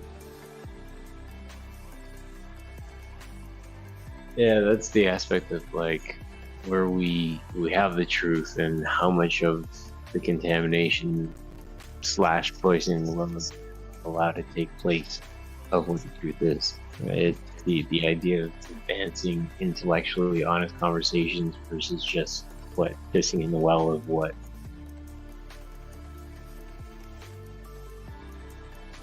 With last point, sorry, I know I was long on that. It's like one of these guys could actually have some essence of merit to something that actually may advance the conversation if they just opened up their minds to the idea. Sorry, Shane. Go ahead, please. Like it's about being efficient and where you spend your energy. And if it's arguing nonsense with idiots, like banging your head on a brick wall, you're gonna like needlessly expend a lot of energy. You're not gonna feel accomplished. You're not gonna have fulfillment, and you're not gonna have like an impact on that around you, right? So you gotta be more the link between how efficiently you spend your time and energy and like happiness is like direct and intricate. Makes a lot of sense. Some people just can't see it. Yeah. And there's another saying that like if you're constantly like hanging around with a bunch of shitheads who sling shit at each other all day, there's a good chance that when you get home, sometimes you get some shit on you, right? Like it just kind of like it happens that way. It's a thing. It's like the transitive property of shit. Yup.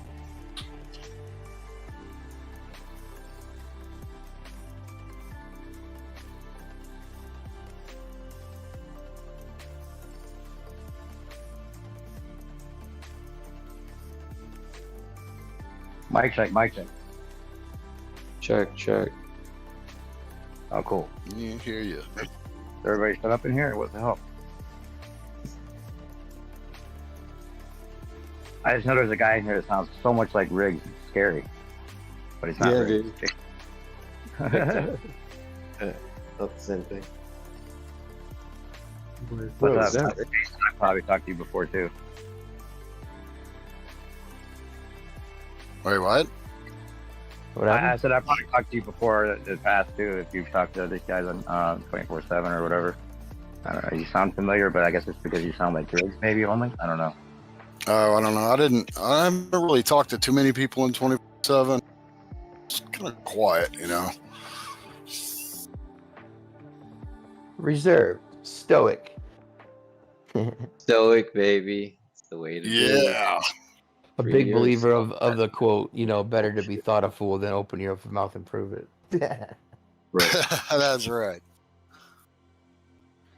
Just sit back and watch people dance. You're just like, I can see I can see what you're doing there. I'm not gonna do it, but I see what you're doing there. I don't know, dude. I went into like 24/7 was the first place I went to like when I found Discord.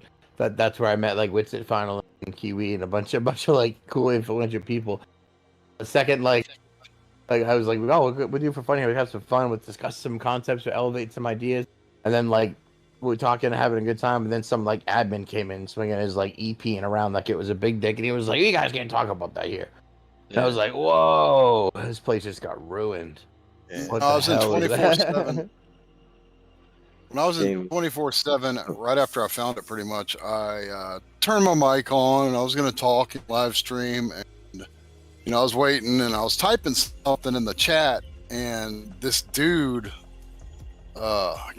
Justin or something, started spit it out, man, and just started being a dick. So I was like, "What the fuck, dude?" Oh, that QE, maybe? Yeah, I was like, nah, I'm not gonna say anything. Fuck that shit. Justin. Yeah. Yeah, Justin with Maud behind his name. Oh. It's like one of those, oh, I just remembered that I don't give a fuck. Sorry, everyone.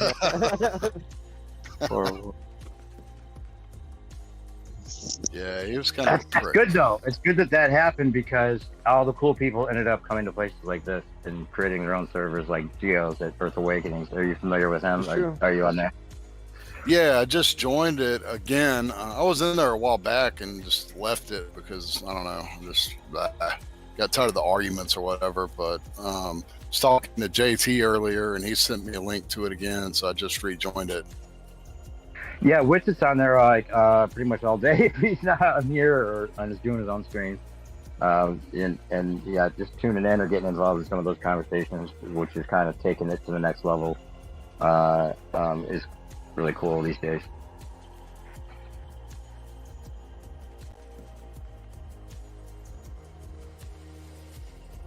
Not the same old conversations anymore, it seems. I mean, it's the same old people.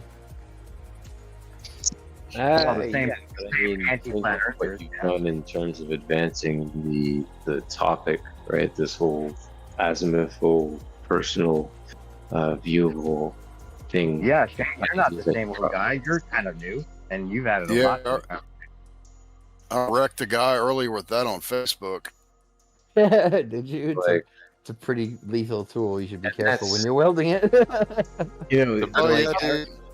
I remember when I came to again Discord, and then you showed up and 24/7, and you were literally. I came in the following day, checking out the chat, and you were you were the moon map guy, and I'm like, hey, that's the moon map.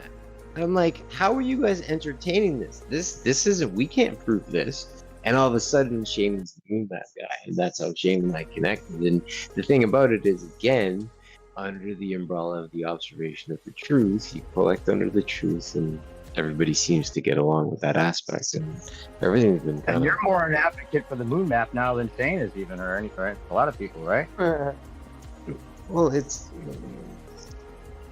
I don't mean advocating like you're saying you think it's all true, but I think that it's interesting because I actually was going to ask you about that because you did one presentation and then you did another one on the second part. Have you done any more since that I missed? No, I haven't. The idea that the stars, like the whole updating, the last one I remember it was like caught my attention that I wanted to go back and also check as well as the alignments that I still haven't done. But the stars the constellations being represented, and that's like a live update that's going on rather than just like some, Carrington event flash that made it like the photosynthesis actually happened or whatever, the moon act like a solenoid where this like image of the continents as they were back in the day got printed on there. But now we're talking about like an updated constellations / continent outer lands type pictograph instead, which I thought was interesting. If you looked more into that or corroborated more of that evidence than anyone else. Yeah, the thing that I came across was, and this is just through the Vibes of Cosmos, is they confirmed that the floor plan, the moon map itself, the floor plan of what we're standing upon, is actually active. So everything is shown fully active. Their latest episode, I think it's episode 5, they've shown all the coastal dimensions all around all the coastal regions. They've broken down the areas of all the continents. It's pretty insane. Like it all works out. Now, I didn't know that. Okay, so then the constellations, that's something I thought that Shane might also take time to try to confirm or deny or look at more more intensely, because if that's the case, because it does seem like there's stars as well on the moon, like there's little bright spots that might be representing the constellations. How much have you looked into the details of that? Sorry, I was distracted. Say that again. They're saying that the constellations are also represented on the moon, right? Yeah, There's so they're saying the alignment of the PowerPoints. There's PowerPoints and alignments are in fact in the moon as well. They've shown that. How much time have you taken to take the constellations and then see if the actual alignment is dead on as well? I take it as their story. Right. It's Okay. I just thing these that, are the things that I think would be pretty easy to check to see. Like, Shane, can't we just take like an image that they're saying from one of those videos where they're saying, here's the constellation on the moon as well, and then we can just take the star constellation and see if the spacing and everything actually lines up and it's actually right there. Oh, are we talking about the stars on the moon? Yeah. Yeah, I have no idea if that's true. Right, I'm saying that Oh. that if that were true, think of how cool and amazing it would be to either confirm or to corroborate that, right? See if that is true. Maybe. Crazy. Okay, just an overlay of a constellation, or did they go through the details of like, here's the Big Dipper, and you can see it's right there on the moon, and there's only these stars. Vibes of the Cosmos? No, they were very vague, if I remember. Yeah, that's what I'm wondering. Was that just? Do you think that's something that they're throwing in for the woo factor, or because that's what takes it over the top when I present this idea to other people recently? I'm saying, oh yeah, they've updated it now to include like a current, a constellation as well that's constantly being updated. Right, the stars being updated. Did you look into the alignments of those? Does that seem to check out, or is it just kind of like a vague throw-in that makes it even more fantastical than it already is? Well, the thing about it is they explain the firmament, and then they explain the moon map, and they explain all these things. So when they explain all these things, and then they also say, "Oh, hey, by the way, it's also this." All I can do nothing and say, "Okay," from my perspective, right? Because it fits within the aspect of everything else that I'm observing within what they're presenting. But like, have I taken it in and like looked upon it and really studied it and vetted it? Nope. Well, I'll do it. One of us should. It seems like that's a grandiose claim that would be awesome to confirm if it's true. I like the idea. Also, like I was first introduced to this, of course, by watching Ewar's take on it through his Lost History of Flat Earth, where he talks about like the double image of the firmament, where we see that little knot that looks like it has strings coming out from it like a balloon, and that makes sense because it would be then the image of the firmament superimposed on top of the continents, and that's crazy. A snapshot of creation. Yeah. But then the idea that it's currently being updated makes it seem like, okay, now this is a projection by the people, the matrix manipulators. That is something they're showing us on a regular basis for a reason, or using as a way of keeping track of everything for themselves or something. How could it be changing? It's not a protection.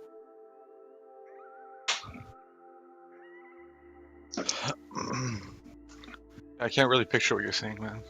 My fault. Well, no.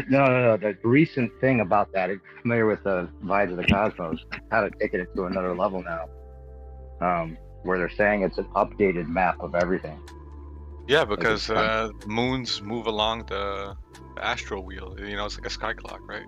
That's the way I see it. So for sure, the moon's gonna be in front of another constellation, and it's constantly gonna be updating because it has a cycle. I don't know if that's what you're referring to. Well, then that makes it seem like it's a reflection of what is, rather than something that was imprinted onto it in the past.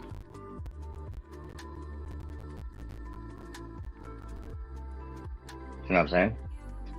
Like, the impression I got with watching what you was talking about it is like there was a flash bright enough at one point to imprint all of the continents onto the moon, as well as the superimposed image of what reflection of the firmament, the whole at the top. Yeah, like a snapshot. Yeah, like a snapshot. But if it's constantly being updated, that's not a snapshot anymore. That's like a program. I don't know what you mean by constantly updated.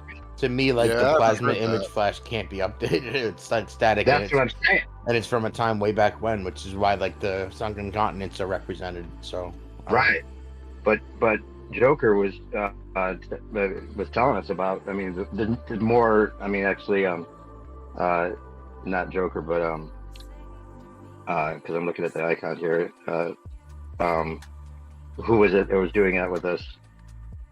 That presentation was Clown. I don't mean Clown. I mean Clown, not Joker. Same person. Same. Well, no, because there's Joker Yes. here too. Globe Joker. Yeah, no, same Same- account. same person. You have two accounts here right now. Yeah. Well, Streaming. no wonder I'm. Yeah. Anyway. Yeah, totally, totally justifiable confusion. Yo, Right. and I wasn't newsflash- like, yeah, Hold on. absolutely. Perspective newsflash. I'm also Kiwi, bro. Yeah, I know that. Yeah, I figured that out about you before, but for some Alright, reason cool. I always treat you differently when I see your new icon. I don't know why. But yeah, makes you seem like a shill. By the way, no, I'm just kidding. Like, who is this guy? Now, is this a different guy I'm talking to, having the same conversation? No, it's the same guy. Different show. No, but- different show. Yeah, tell these guys what I'm trying to get at with the updated map, as opposed to a still frame that somehow infused onto the moon at one point. Well, they say that what's shown in the floor plan, like in the moon, Australia, you can see it sticking out clear as a bell. Like everything is active. Like, so all of the relationships are all established as per all the land masses are in the same spots as they currently are as presented in the moon. Like it's an active real-time image of the floor plan.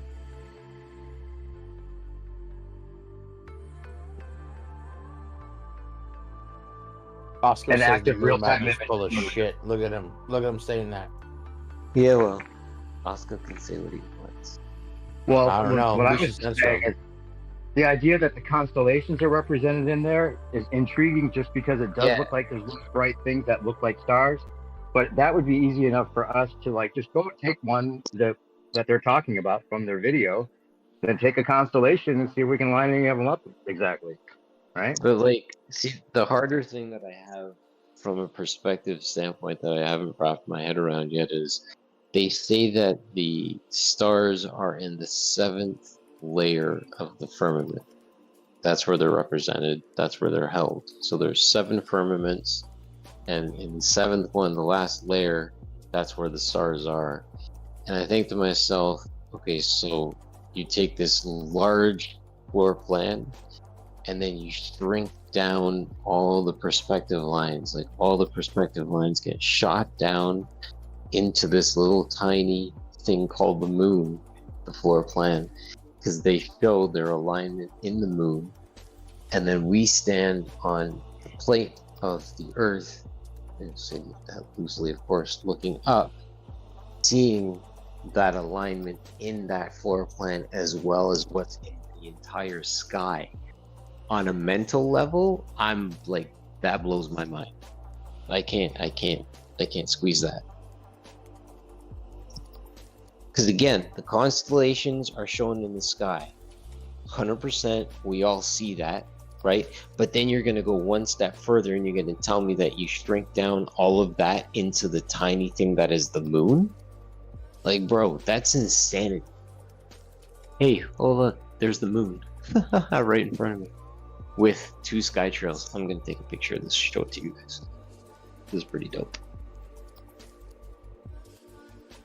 It's literally like the 2. What's the best episode that we could like kind of like just fast forward through to get to that part about the stars? Was it episode 4 or 5 that gives more of it than what you were showing that one time? Episode 5 gives the dimensions.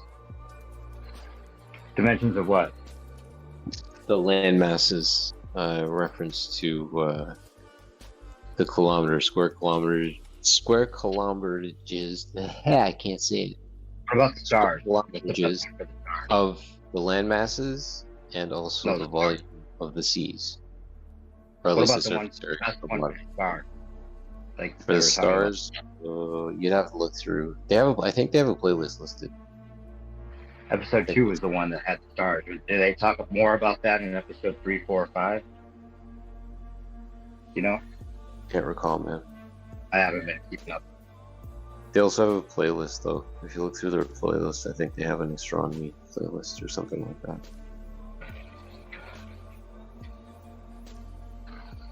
Is that video I link referring to what you're talking about? Why are all my embeds broken, guys? I don't mind. Help me out.